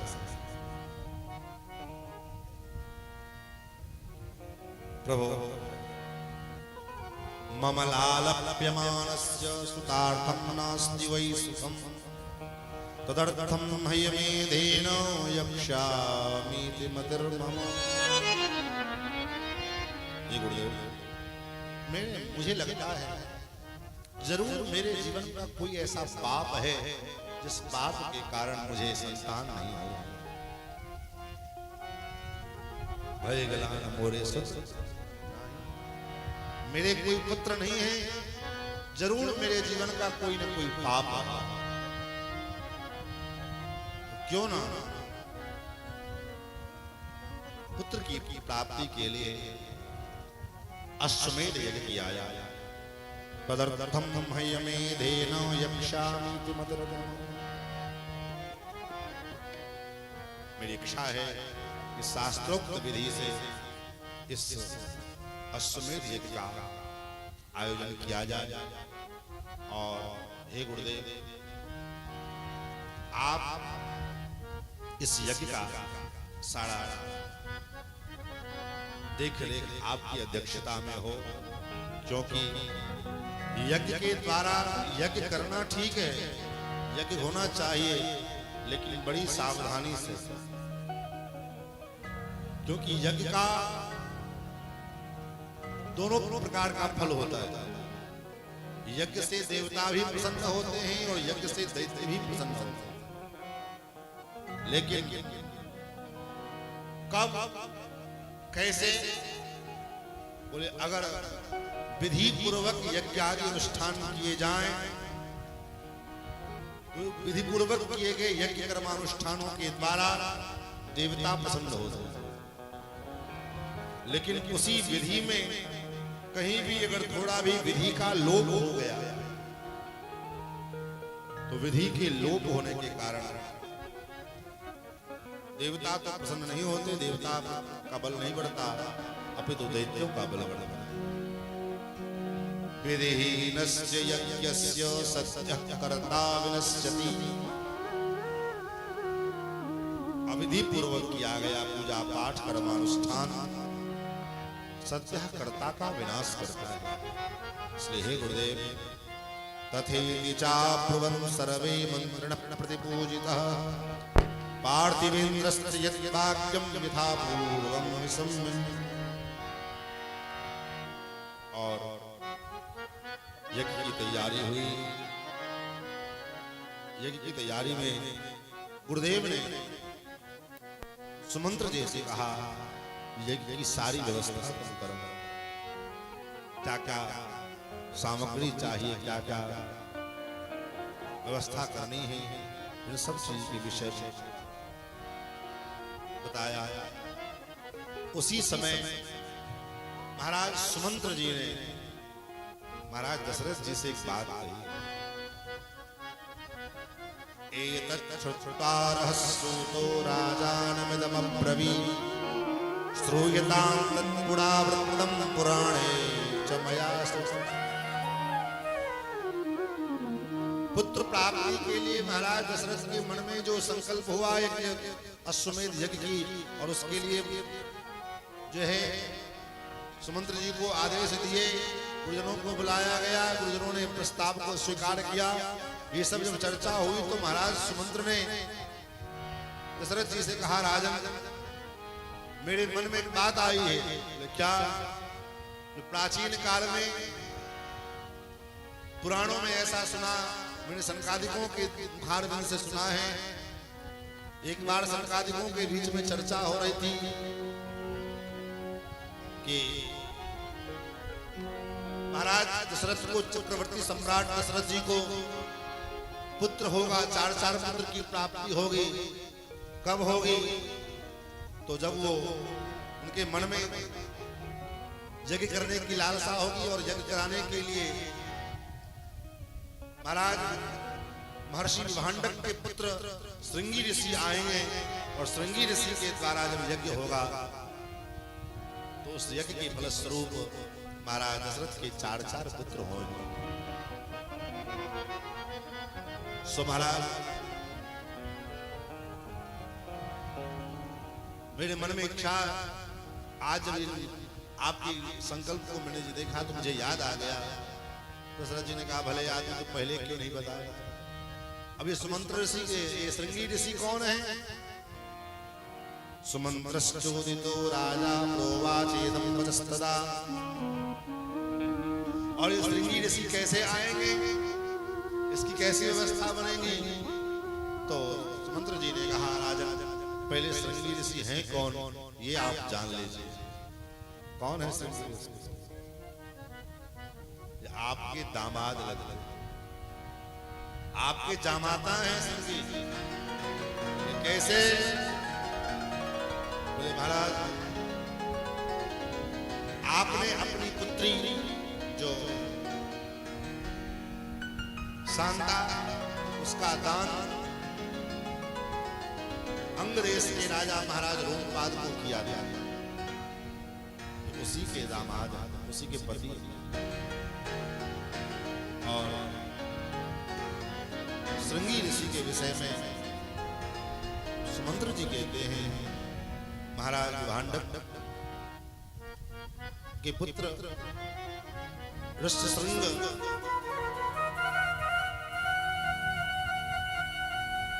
जिनको महाराज विभांडक अखंड नैष्ठिक ब्रह्मचारी बनाना चाहता था, और अखंड नैष्ठिक ब्रह्मचारी बनाने के लिए उन्होंने ऐसी व्यवस्था की। कैसी व्यवस्था? बोले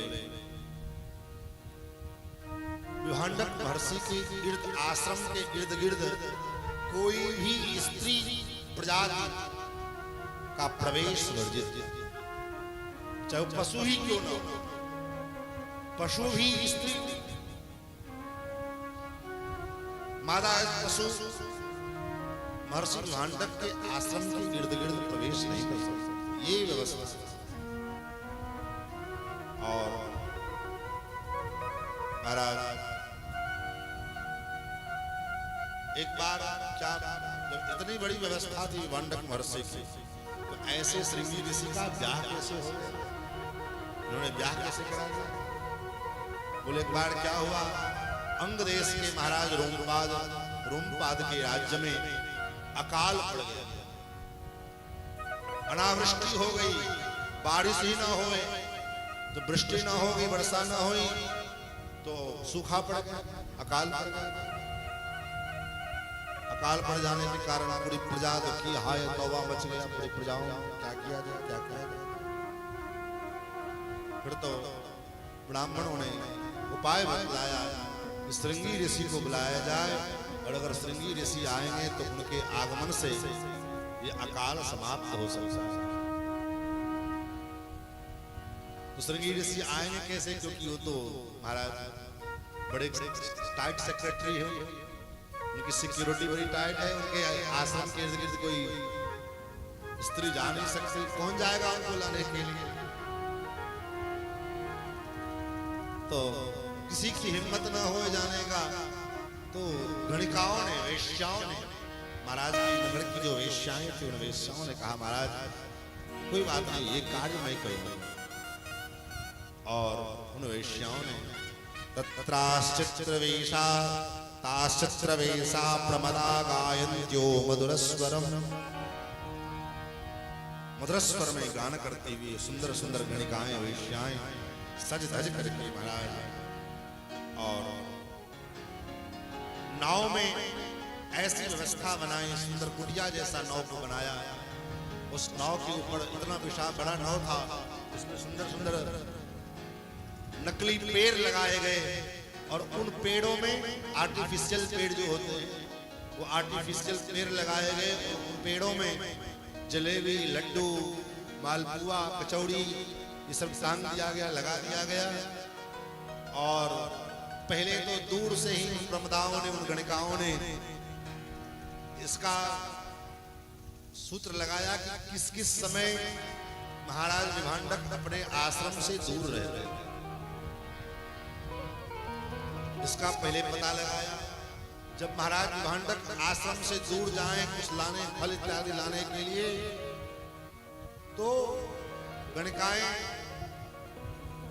महात्मा विभांडक के आश्रम के पास आकर के मधुर स्वर में गीत गाने लगे। जब गीत गाने लगी तो श्रृंगी ऋषि को कानों में वो गीत पड़े। उन मधुर स्वर को सुन करके महात्मा श्रृंगी ऋषि जैसे लोहे चुंबक की ओर खींचे चले आते हैं। पुष्प के कमल के उदय होते ही घोड़ा गुंजार करने आते चला आता है, उसी प्रकार श्रृंगी ऋषि वहां पहुंच गए। देखा उन गणिकाओं को आज तक जीवन में कभी स्त्री शरीर को देखा तक नहीं था, तो पता ही नहीं स्त्री क्या होती, पुरुष क्या होता है, स्त्री के और पुरुष के भेद क्या होते हैं, स्त्री के शरीर में और पुरुष के शरीर में क्या अंतर होता है, ये जिन श्रृंगी ऋषि को मालूम ही नहीं। उनके सुंदर वेश को देखा, पूछा आप लोग कौन हो? पहले तो उन देवियों ने पूछा महाराज आप कौन हैं, अपना परिचय दीजिए। श्रृंगी ऋषि ने अपना परिचय दिया। पिता विभाण्डकोस्माकं तस्याहं सुत औरसः। मैं विभाण्डक महर्षि का पुत्र, उनका औरस पुत्र हूं मैं, मेरा नाम श्रृंगी है, यही मेरा आश्रम है। इहाश्रम पदोस्माकं समीपे शुभदर्शनम्। हे शुभदर्शने, हे सुंदरे, हे आप सुंदर जो है शुभदर्शनों, मेरे आश्रम में चलो, मैं आपकी पूजा करना चाहता हूं, आपका मैं पूजन करूं। ऋषियों की बात, श्रृंगी ऋषि की बात सुनकर वो देवियां उनके आश्रम में आए, उनका आतिथ्य किया, पूजन किया। और फिर श्रृंगी ऋषि ने पूछा आप लोगों का आश्रम कहां से है, आप कौन से आश्रम से आए, कौन से आचार्य के शिष्य हो, आपका वेद कौन सा है? बोले मेरा तो वेद सामवेद है। बोले आपके न दाढ़ी है न मूछ है, आपके जो है वक्षस्थल इतने ऊंचे ऊंचे क्यों हैं? बोले हम लोग सामवेद का गान करते हैं, साम गान करने के कारण श्वास प्रश्वास में ज्यादा जो है बल पड़ता है, इस कारण से हमारे वक्षस्थल ऊंचे हैं। आपके नेत्र बड़े, हमारे नेत्र में और आपके नेत्र में बड़ा अंतर है, क्योंकि आज तक कभी इससे पहले स्त्री शरीर को देखा ही नहीं था, पहली बार देख रहे। तो मन में जिज्ञासा स्वाभाविक है। फिर तो उन गणिकाओं ने कहा महाराज आपका आतिथ्य तो मैंने ग्रहण किया, लेकिन अब आप मेरे आश्रम में भी कुटियावे पधारो, इससे अच्छा फल मैं खिलाऊंगी आपको। और साथ में जो दो चार लेकर के जलेबी मालपुआ आए थे वो खिलाया। पहली बार आज श्रृंगी ऋषि मालपुआ जलेबी खाए थे, बड़ा स्वादिष्ट लगा। देवी ये कौन सा फल है, हे ब्रह्मचारी ये कौन सा फल है? बोले और ये फल आपको कैसा लगा? बोले बड़ा स्वादिष्ट लगा। बोले और खाना है? बोले हाँ। बोले मेरी कुटिया में आओ, मेरे आश्रम में ऐसे ऐसे बड़े सुंदर सुंदर फल लगे, कल मैं आऊंगा। दूसरे दिन श्रृंगी महर्षि पिता के चले जाने के बाद फिर पहुंचे और उनकी कुटिया तो आर्टिफिशियल कुटिया थी, नाव में बनी हुई थी। सो महाराज कुटिया में बिठाया और बातचीत करते करते इधर चुपके से नाव की डोरी खोल दी। कब नाव की डोरी खुली, नाव गंगा जी में प्रवाहित होते होते इस पार आ गई। महर्षि श्रृंगी को पता तक नहीं चली। कहा महाराज उतरो बाहर निकले। श्रृंगी ऋषि के चरण पड़ते ही महाराज रूमपाद के राज्य में झरझर वर्षा होने लगी। लोग जान गए श्रृंगी महर्षि आ गए हैं। फिर तो उनका आतिथ्य करने के लिए राजा रूमपाद स्वयं गंगा के तट पर पधारे, उनका विधिवत पूजन किया, सत्कार किया और उसी समय अपने राजधानी में अपने महल में लेकर के आए और अपनी बेटी स्थानता का विवाह श्रृंगी ऋषि के साथ कर दिया। इधर विभाण्डक महर्षि को पता लगा और तो अग्निश्च वायुश्च महाराज क्रोध में लाल लाल हुए। विभाण्डक महर्षि आए, अब तो राजा थर थर कांपने लगा कि अब तो ये हमारा नाश कर दे, इनके क्रोध को कौन झेलेगा। लेकिन एक युक्ति लगाई राजा रूमपाद ने, अपनी बेटी शांता और अपने दामाद को आगे किया और कहा जाओ अपने पिताजी से आशीर्वाद लो। जैसे ही अपने अपने पुत्र और पुत्रवधू दोनों को एक साथ देखा विभाण्डक ऋषि ने, विभाण्डक ऋषि के सारे क्रोध शांत। अद्भुत सुंदरी पुत्र वधू महाराज प्रणाम किया। इनके प्रणाम करते ही महाराज विभांडक क्रोध शांत हो गए और विभांडक ऋषि ने आशीर्वाद दिया, सौभाग्यवती भव। और वही श्रृंगी ऋषि को महाराज स्वयं दशरथ जी आए हैं और ससम्मान पूर्वक महाराज रोमपाल से याचना की है कि मुझे मेरे अश्वमेध यज्ञ को पूरा करने के लिए मैं इनको ले जाना चाहता हूं। रोमपाल ने सहर्ष स्वीकृति प्रदान की और महाराज श्रृंगी ऋषि को लेकर के शांता को लेकर के आए। पहले तो आते ही यज्ञ नहीं शुरू किया, आए 1 वर्ष तक आतिथ्य हुआ, तब तक तैयारी हो रही थी यज्ञ के मंडप का निर्माण, ये वो। भाई 9 दिन का यज्ञ होता है तो 6 महीना पहले तैयारी करते हैं, और 1 वर्ष का अश्वमेध यज्ञ होता है तो उसकी तैयारी तो और जोर शोर से करनी पड़ेगी। महाराज 1 वर्ष तक तैयारी चली। ततः काले बहुतिथे यस्कस्मिश्चित् सुमनोहरे वसन्ते समनुप्राप्ते यश्चाप्यो यष्टुं मनोभव। 1 वर्ष तक तैयारी में लगा, फिर 1 वर्ष जो है मंडप आदि निर्माण और लोगों को निमंत्रण व्यवस्था में लगे। और 1 वर्ष के पश्चात पुनः वसंत ऋतु में चैत्र के महीने में यज्ञ का संकल्प लिया गया और 1 वर्ष तक ये यज्ञ का कार्य चला। पुनः प्राप्ते वसंते तु पूर्णः संवत्सरो भवत् प्रसवार्थं गतो यष्टुं हयमेधेन वीर्यवान्।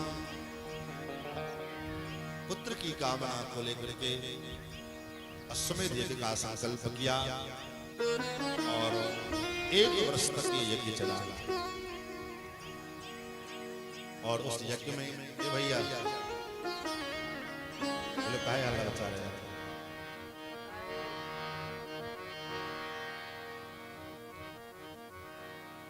कहा है भैया?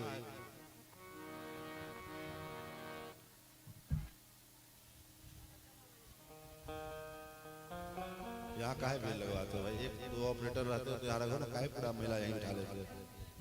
तो बाहर से यहाँ काहे बैठवाते हो? तो कोई ऑफिस तो है नहीं, कथा सुनने तो पंडाल में बैठे आके।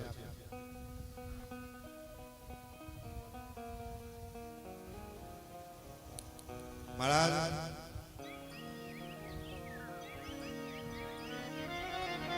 श्री सीतारामचंद्र भगवान की 1 वर्ष तक यज्ञ संपन्न हुआ चला है। और उसके बाद पुत्र कामेष्टि यज्ञ किया। उसी यज्ञ में देवता लोग अपना अपना भाग लेने के लिए, अपने भाग को स्वीकार करने के लिए,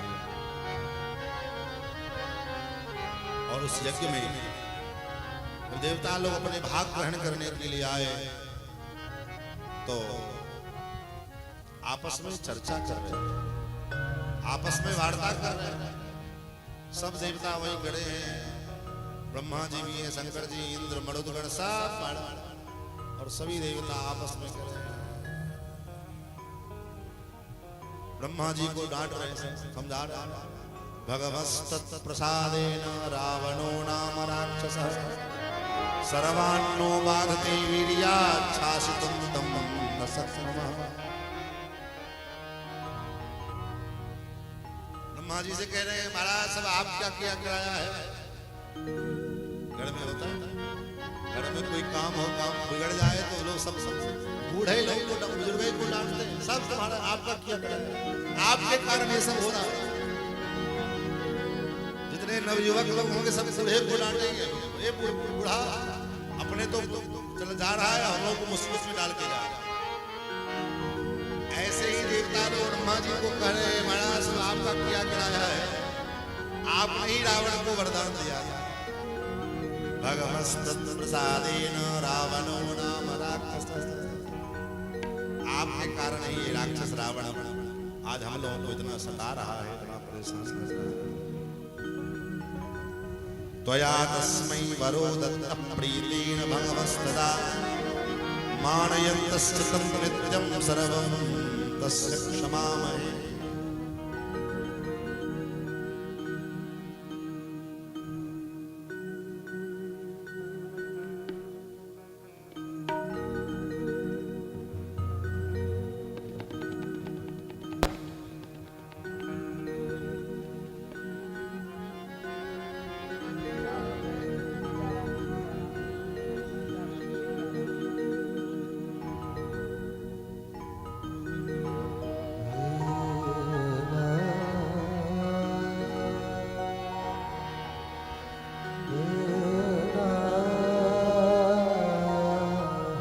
महाराज, आपके ही द्वारा दिए गए वरदान के कारण रावण आज इतना आतंक फैला रहा है।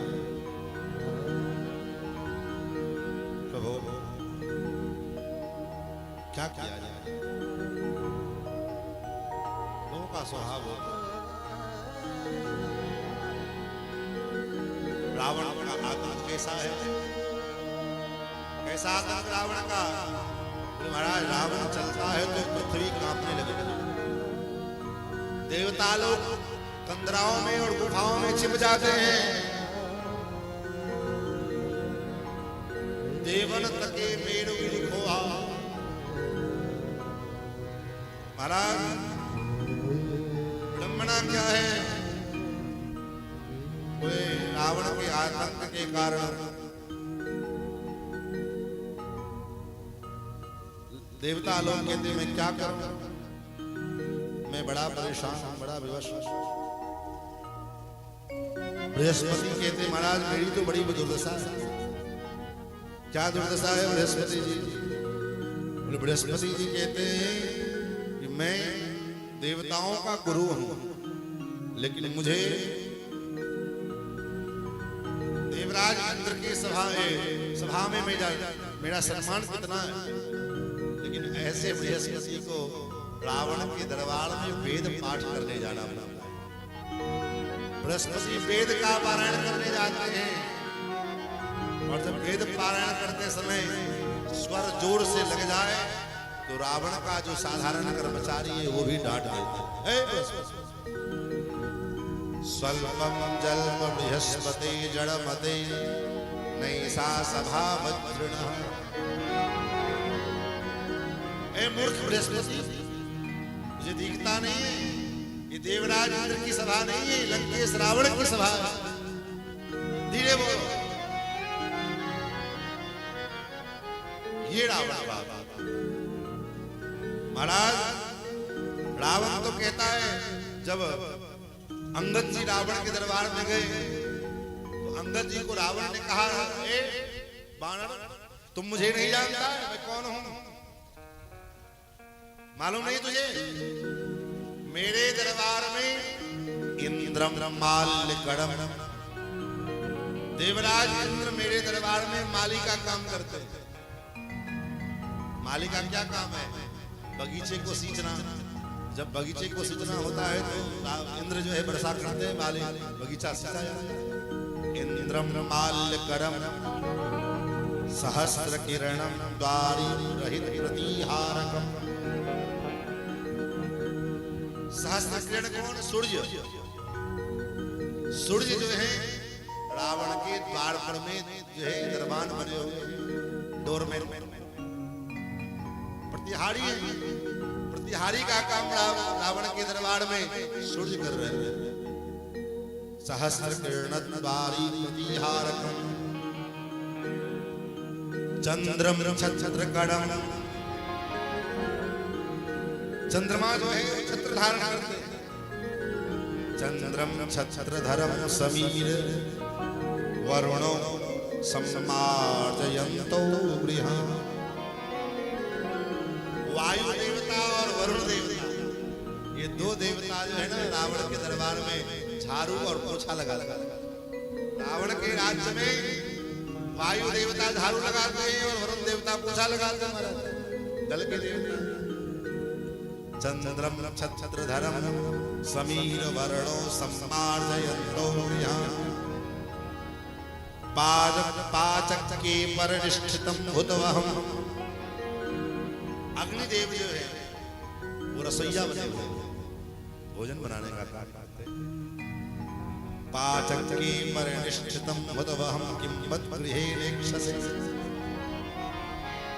मेरे घर में तुम देख नहीं रहे और ऐसे कुछ रावण को उस मानव की धमकी देने के लिए अरे रक्षो भक्ष मनुष्य मात्र वपुसम तम राघवम स्तौसिक। ऐसे राम का तुम स्तवन कर रहे हो जो मनुष्य है और जो मनुष्य सदा सर्वदा हम राक्षसों का भोजन है। ऐसे मनुष्य की वंदना मेरे पास ऐसा फटकार लगा। ऐसी हालत है इन देवताओं की महाराज। देवताओं बड़े भयभीत क्या करें देवताओं ने भगवान के शरण में शरणागति की। भगवान के शरण में गए। उसी समय भगवान प्रकट हुए। एतस्मिन्नन्तरे विष्णुरूपयातो महाद्युति शंख चक्र गदा पाणि स्मितवासा जगत्पते। उसी समय भगवान शंख चक्र गदा पद्म धारण की भगवान श्रीमन नारायण प्रकट हुए। बोल भक्तवत्सल भगवान की जय। भगवान का प्राकट्य हुआ। भगवान प्रकट हुए। सभी देवताओं ने भगवान के चरणों में प्रणाम स्तुति की।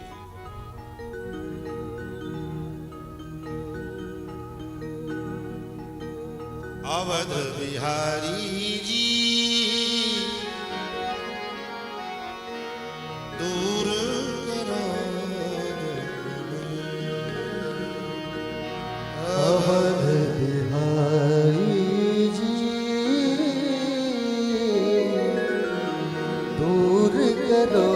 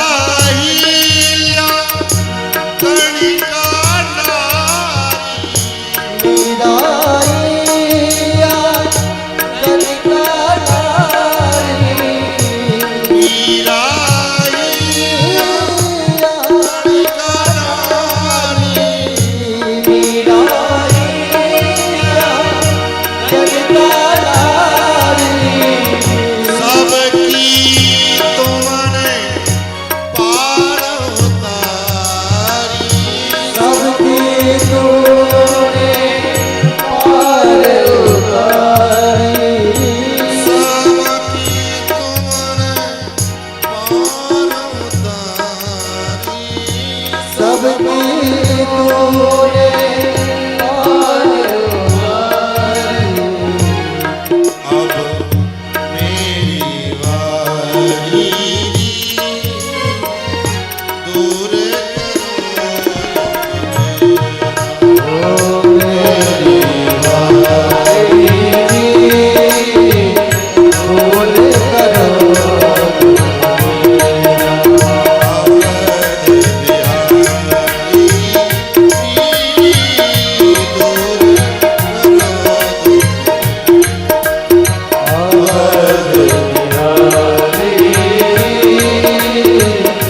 भूल करो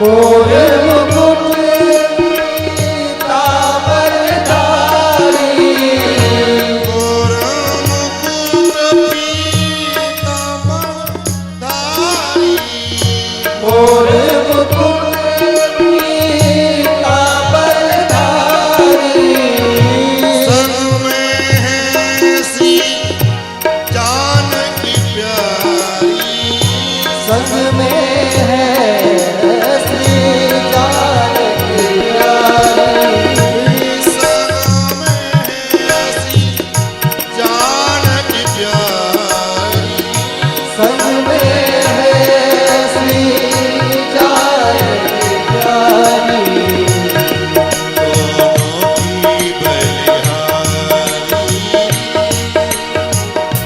दूर करो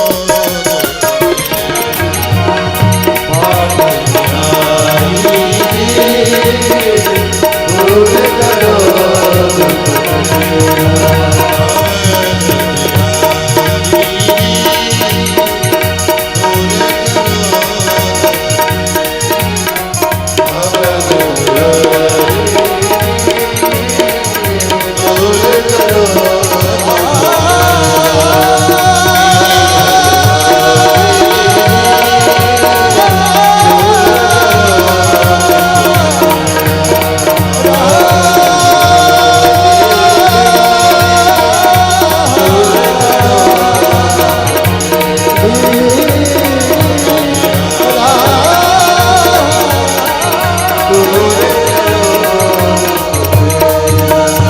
वत्सल भगवान की महाराज भगवान प्रकट हुए भगवान ने आश्वासन दिया भगवान कहते चिंता मत करो भयम त्यजत भद्रम भूतलार्थं युधि रावणं सपौत्र पौत्रं सगणं समाज्यं ज्ञाति बांधव आप भय का त्याग कीजिए भयम त्यजत और मैं उस रावण का वध करूंगा और अकेले नहीं करूंगा सपुत्र पौत्रम उसके पूरे कुल खानदान के सहित मैं उसका वध करूंगा समाध्यम इसके अमात्य के सहित मंत्रियों के सहित जन जन कहूँ सिद्ध सुरेशा तुम ही लाग धरियो नड़वेशा। आपके कारण में मनुष्य शरीर धारण कहाँ करोगे महाराज? कोई अता पता तो बतलाओ कि आपका अवतार कहाँ होगा? भगवान कहते हैं पितरं रोचयामास तदा दशरथं नृपम्। पिता के रूप में महाराज दशरथ को स्वीकार करूंगा और अंशल सहित मनुज अवतारालय हूँ दिनकर वन सोदारा। कश्यप अदित महात्म किन्ना दिन कहूँ मैं पूर्व बरदिन्हा। ते दशरथ कौशल्या रूपा कौशलपुरी प्रगट नर धूप। ऐसे दशरथ और कौशल्या के यहाँ पुत्र बनकर के अवतार भगवान वचन देकर के अंतर्धान हो गए।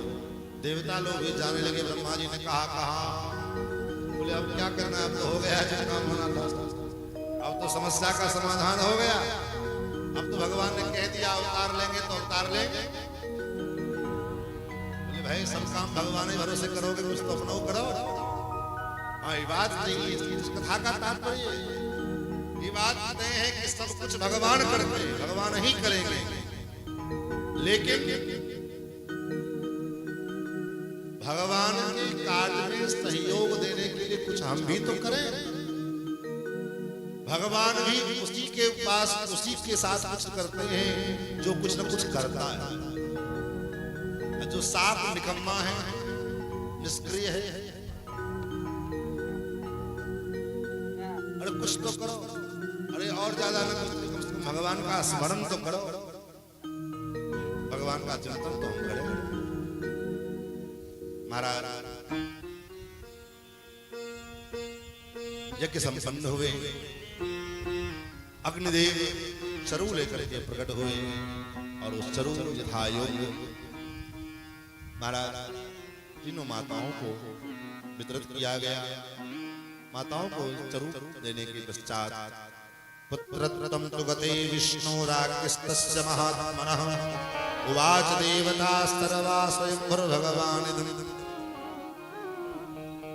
साक्षात महाराज वो जो पायस है, वो पायस चरु जो है, वो चरु ही साक्षात चरु नहीं, कोई साधारण चरु, खीर नहीं, चावल दाल चीनी नहीं, चावल दूध चीनी नहीं, साक्षात क्या है? तो साक्षात भगवान ही चरु के रूप में उन माताओं के गर्भ में प्रभारे और 1 वर्ष पूर्ण हुआ। यज्ञ के समापन के 1 वर्ष के बाद पुनः प्राप्त वसंते 1 वर्ष से पूरा हुए वसंत ऋतु पुनः आया। तो ततो यज्ञे समाप्ते तु ऋतूणां खट समाद्ययुः ततश्च द्वादशे मासे चैत्री नवमी तिथौ। चैत्र मास के शुक्ल पक्ष की 9वीं तिथि को मध्याह्न काल की वेला में, जहां संपूर्ण वातावरण अनुकूल है, काल अनुकूल है, संपूर्ण पंचांग अनुकूल है। पंचांग इसको कहते हैं, पंचांग में जिनमें 5 चीजों तिथि, करण, नक्षत्र, ग्रह और लग्न, ये 5 चीजों की चर्चा वर्णन जहां हो वो वही पंचांग है। तो यहाँ पंचांग अनुकूल हो। ग्रहेषु कर्कटे लग्ने वाक्पदाविन्यासः प्रोद्यमानं जगन्नाथं सर्वलोक नमस्कार। कर्कट लग्न में मेष राशि में जब भगवान सूर्य विद्यमान है, पुनर्वसु नक्षत्र है, 9वीं तिथि है, मध्याह्न काल की वेला है और उस काल में माता कौशल्या जी ने सुंदर शिशु को जन्म दिया। माँ गोस्वामी जी कहते भगवान जन्म नहीं भगवान प्रकट हो। माँ कौशल्या अपने आसन पर पलंग पर लेटी हुई है। उसी समय भगवान चतुर्भुज रूप में नीलमणि के समान प्रणवाकार ज्योति के मध्य में भगवान हाथ में शंख चक्र गदा पद्म धारण किए हुए सशंख चक्रम सकिरीट कुंडलम सपीत वस्त्रम सरसिंह हेक्षणम सहार वक्षस्थल कौस्तवस्त्रयम नमामि विष्णु शिरसा चतुर्भुजम। चतुर्भुज रूप में भगवान का प्राकट्य और प्राकट्य हुआ, इसलिए गोस्वामी जी ने लिखा भय प्रगट कृपाला दीन दयाला कौशल्या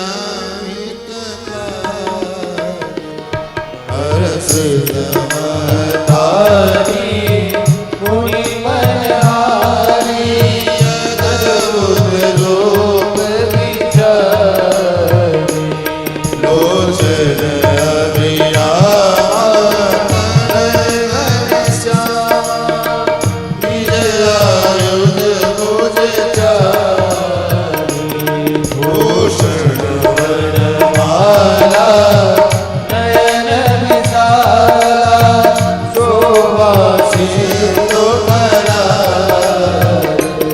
गरीब कर जोरी अस्तुति चोरी देवी करो अनंता माया गुण ज्ञाना गीत अपारा वेद पुराण बरता करुणा सुख सागर सब गुण आगर जय गावे श्रुति संता सोमा महित रागी जन अनुरागी भयो प्रगट श्रीकंता ब्रह्मांड निकाया निर्मित माया रोम रोम प्रतिवेद करे मौन सोवासी यह उपरासी सुनत धीर मति धीरन रहे उपजा जग जाना प्रभु मुस्काना चरित बहुत विधि कीन जय गई कला सुहाई बात बुझाई जय प्रकार सोच प्रेम माता मुनि बोली सोमति डोली करता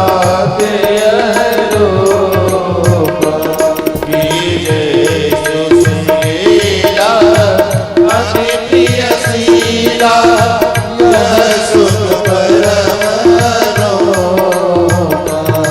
यह वचन सुजाना रोदन गाना होए बालक सुर यह चरित जे गावहि हरि पद पावहि तेन भरहि भवगोपा यह चरित जे गावहि हरि पद पावहि तेन भरहि भवगोपा तेन भरहि भवगोपा तेन भरहि भवगोपा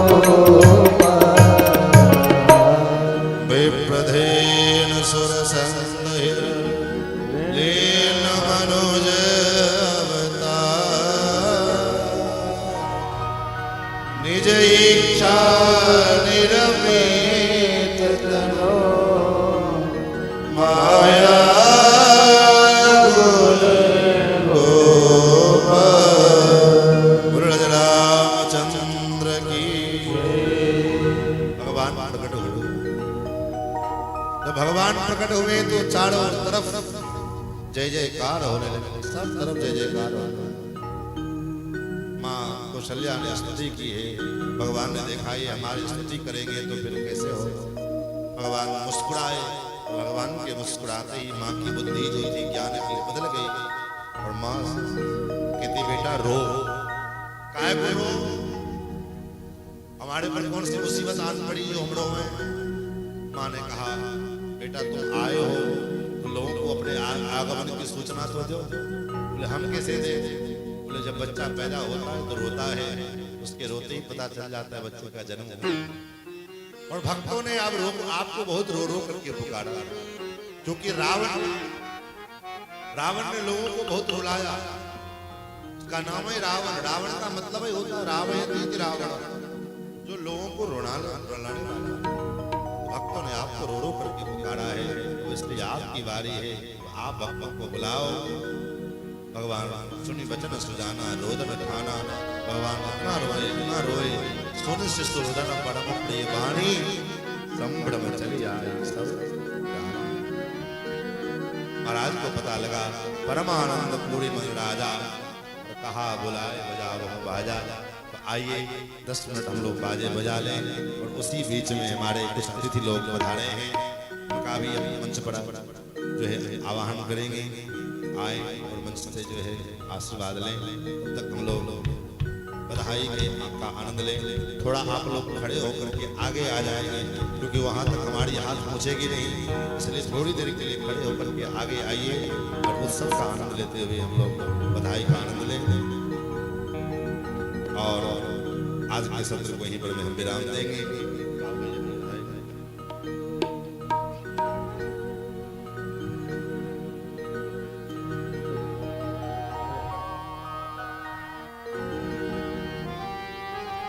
बधाई देन चलो बारी बारी। बधाई देन चलो बारी बारी।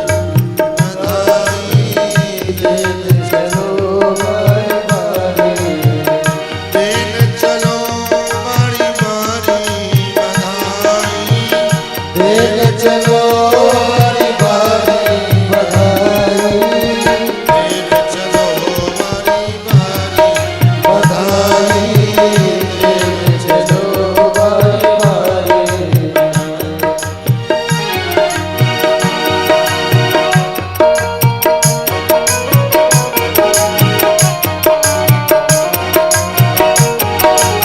बधाई हो।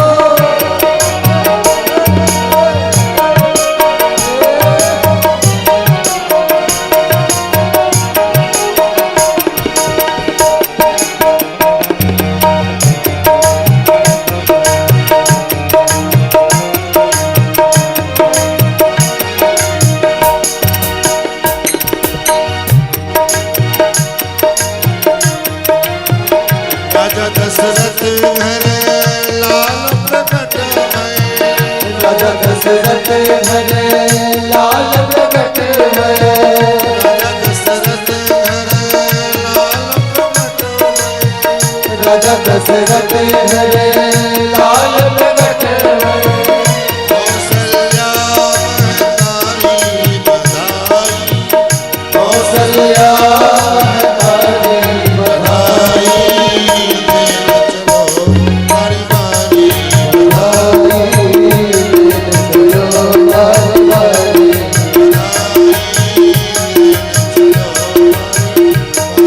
बधाई देन चलो बारी बारी।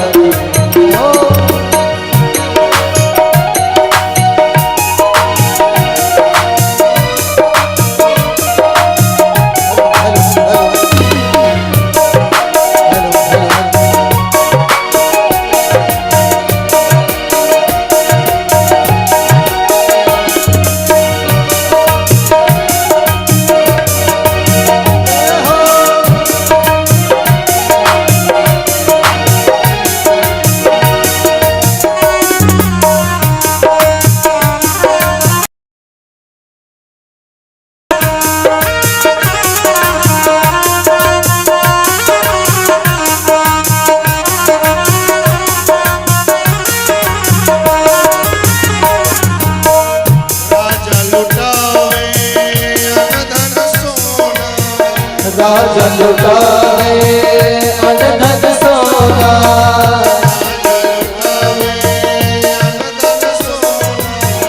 राजा लुटावे अन धन सोना अन धन सोना अन धन सोना अन धन सोना अन धन सोना रानी लुटा दे गैया हो रानी लुटावे गली साड़ी बधाई रानी लुटावे साड़ी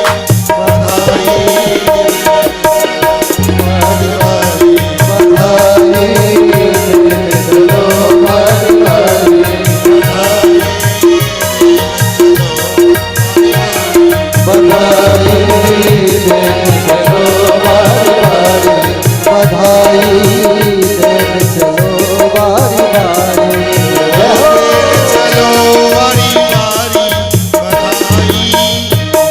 चलो बारी बारी बधाई चलो वारी वारी बधाई चलो बारी बारी बधाई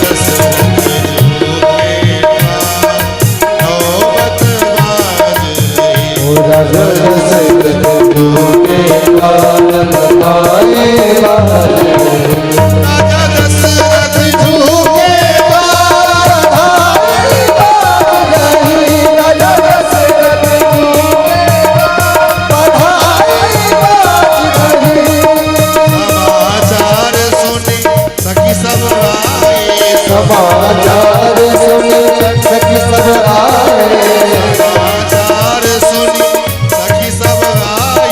समाचार सुनी सखी सब आए ये सहज श्रृंगार बधाई बाज रही दशरथ झूमे बधाई बाज रही बधाई हो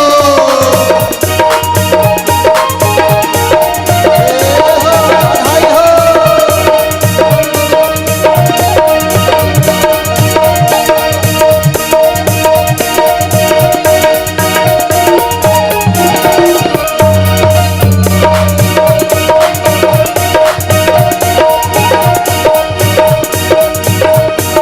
मंच पर हमारे कुछ अतिथि लोग भी विद्यमान हैं।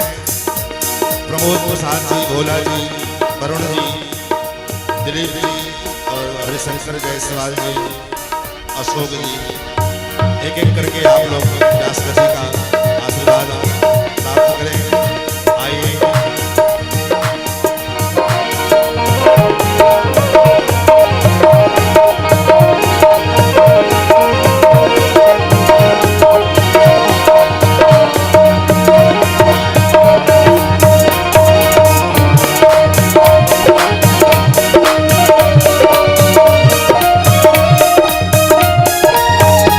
राजा श्री जी के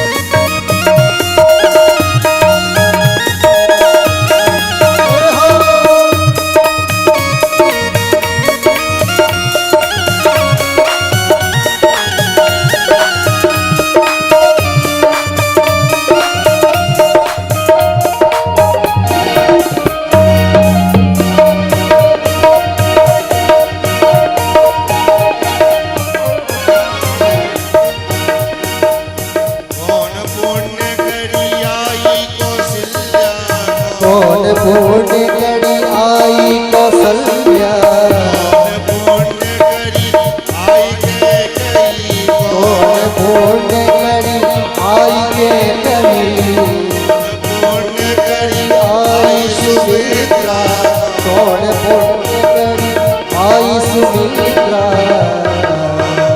अब गोद भरी तार भाई बाज रहे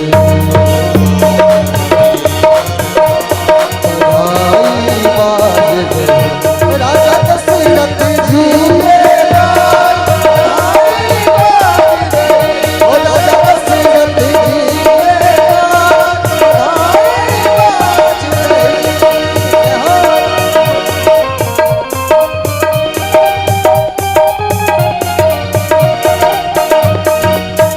अरे राजीव भैया और उनके साथ भैया दोनों लोग हमारे गुरु भाई हैं, वो भी मंच पे आए। राजीव जी आप दोनों लोग मंच पे आए।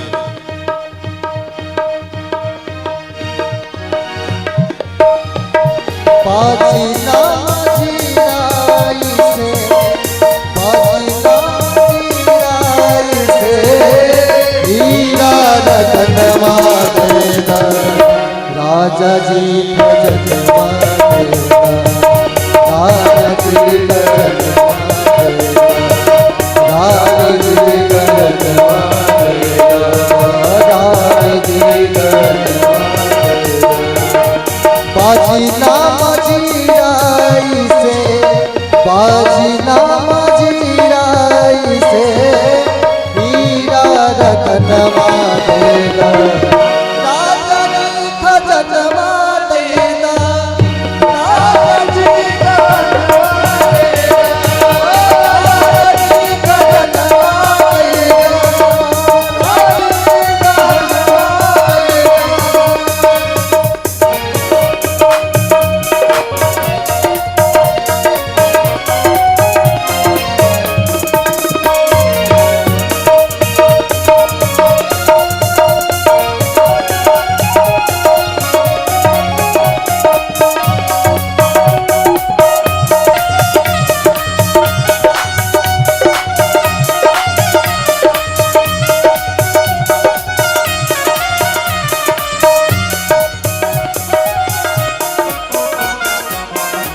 हल्का हंसलिकारा छारा हल्का हंसलिकारा छारा बाजू बदन झुमका छारा बाजू बदन झुमका इहे आदमनवा अपना इहे आदमनवा अपना कान के अरनवा देना राजा जी भजन मातेगा राजा जी भजन मातेगा ओ राजा जी भजन मातेगा राजा जी भजन मातेगा हो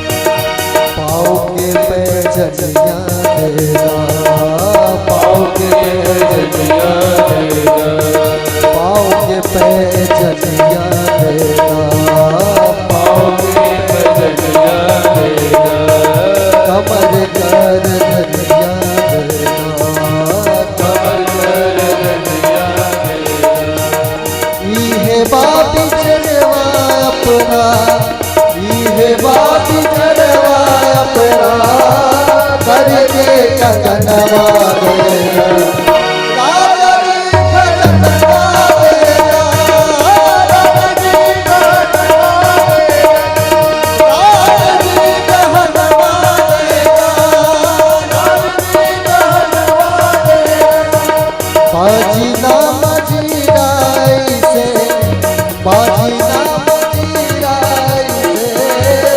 हीरा रतन मातेगा राजा जी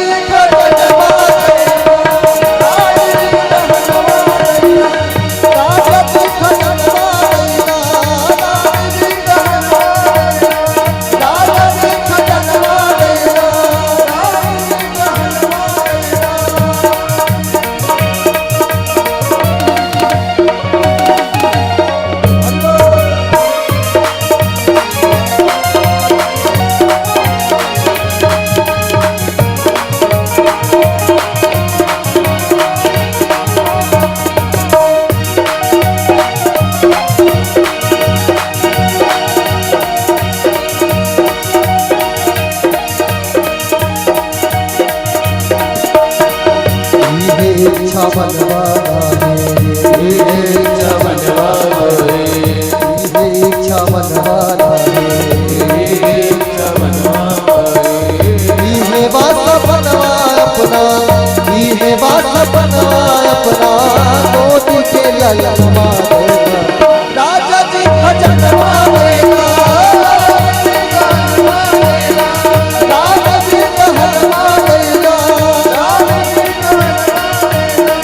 पाची नाम जीराई से, पाची नाम जीराई से, हीरा रतनवा देगा, राजा जी खजनवा देगा, राजा जी कहनवा देगा, राजा जी खजनवा देगा, राजा जी कहनवा देगा, राजा जी खजनवा देगा, राजा जी कहनवा देगा। बोल चारों कुमार की रामलला सरकार की। आइए आज के सत्र को यहीं पर विराम देते हैं। कल से बाल लीला और ऐसे ही आप लोग पूरे भाव से समय से आए। 3 दिन की कथा आज पूरी हो रही है और कथा मैंने पहले भी कहा लाइव चल रहा है, तो आप थोड़ा व्यवस्थित ढंग से आएंगे तो व्यवस्थित ढंग से कथा का भी आनंद आएगा। और आज से रोज उत्सव अब होगा। कल ठाकुर जी की बाल लीला और भगवान का ब्याह तक कथा ले जाना है, ब्याह के आगे नहीं जाना है। तो भगवान के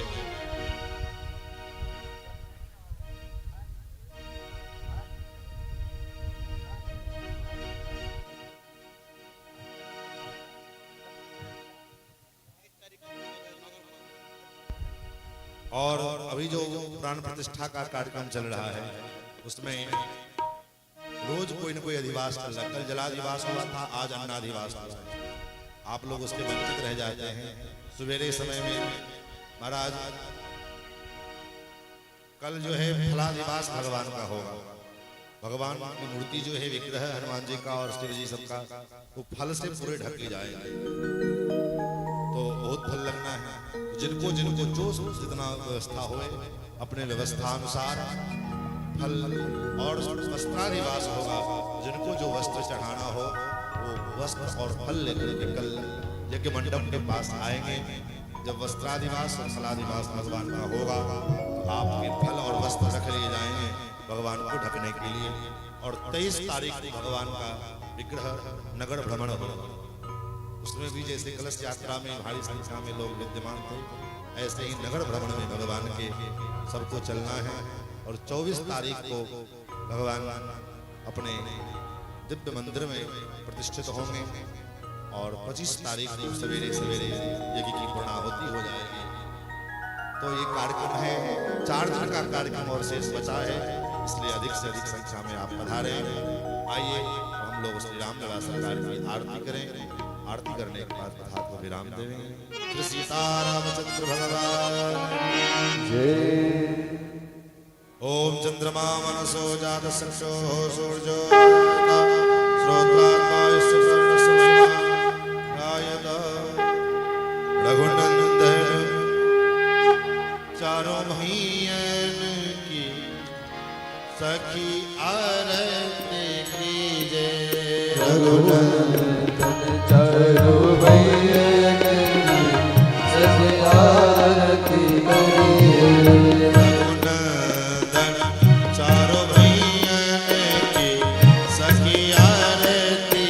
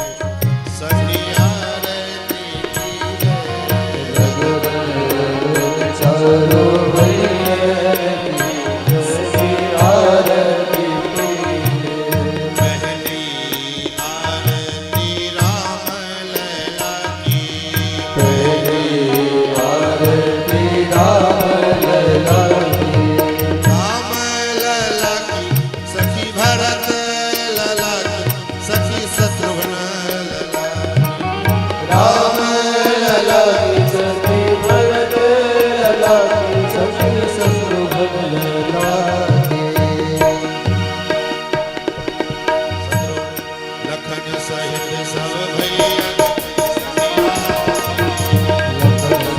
सब भैयन की सखियारत करिए सब भैयन की सखियारत चलना भाई इसका सब भैयन की सखियारत करिए आरती की जय सखी आरती की जय सखी आरती की जय आरती की जय सखियारत की जय सखियारत कीजिए चारों भैया की सखी आरती की जय चार भैयन की सखियारत करिए चारों भैया की सखी आरती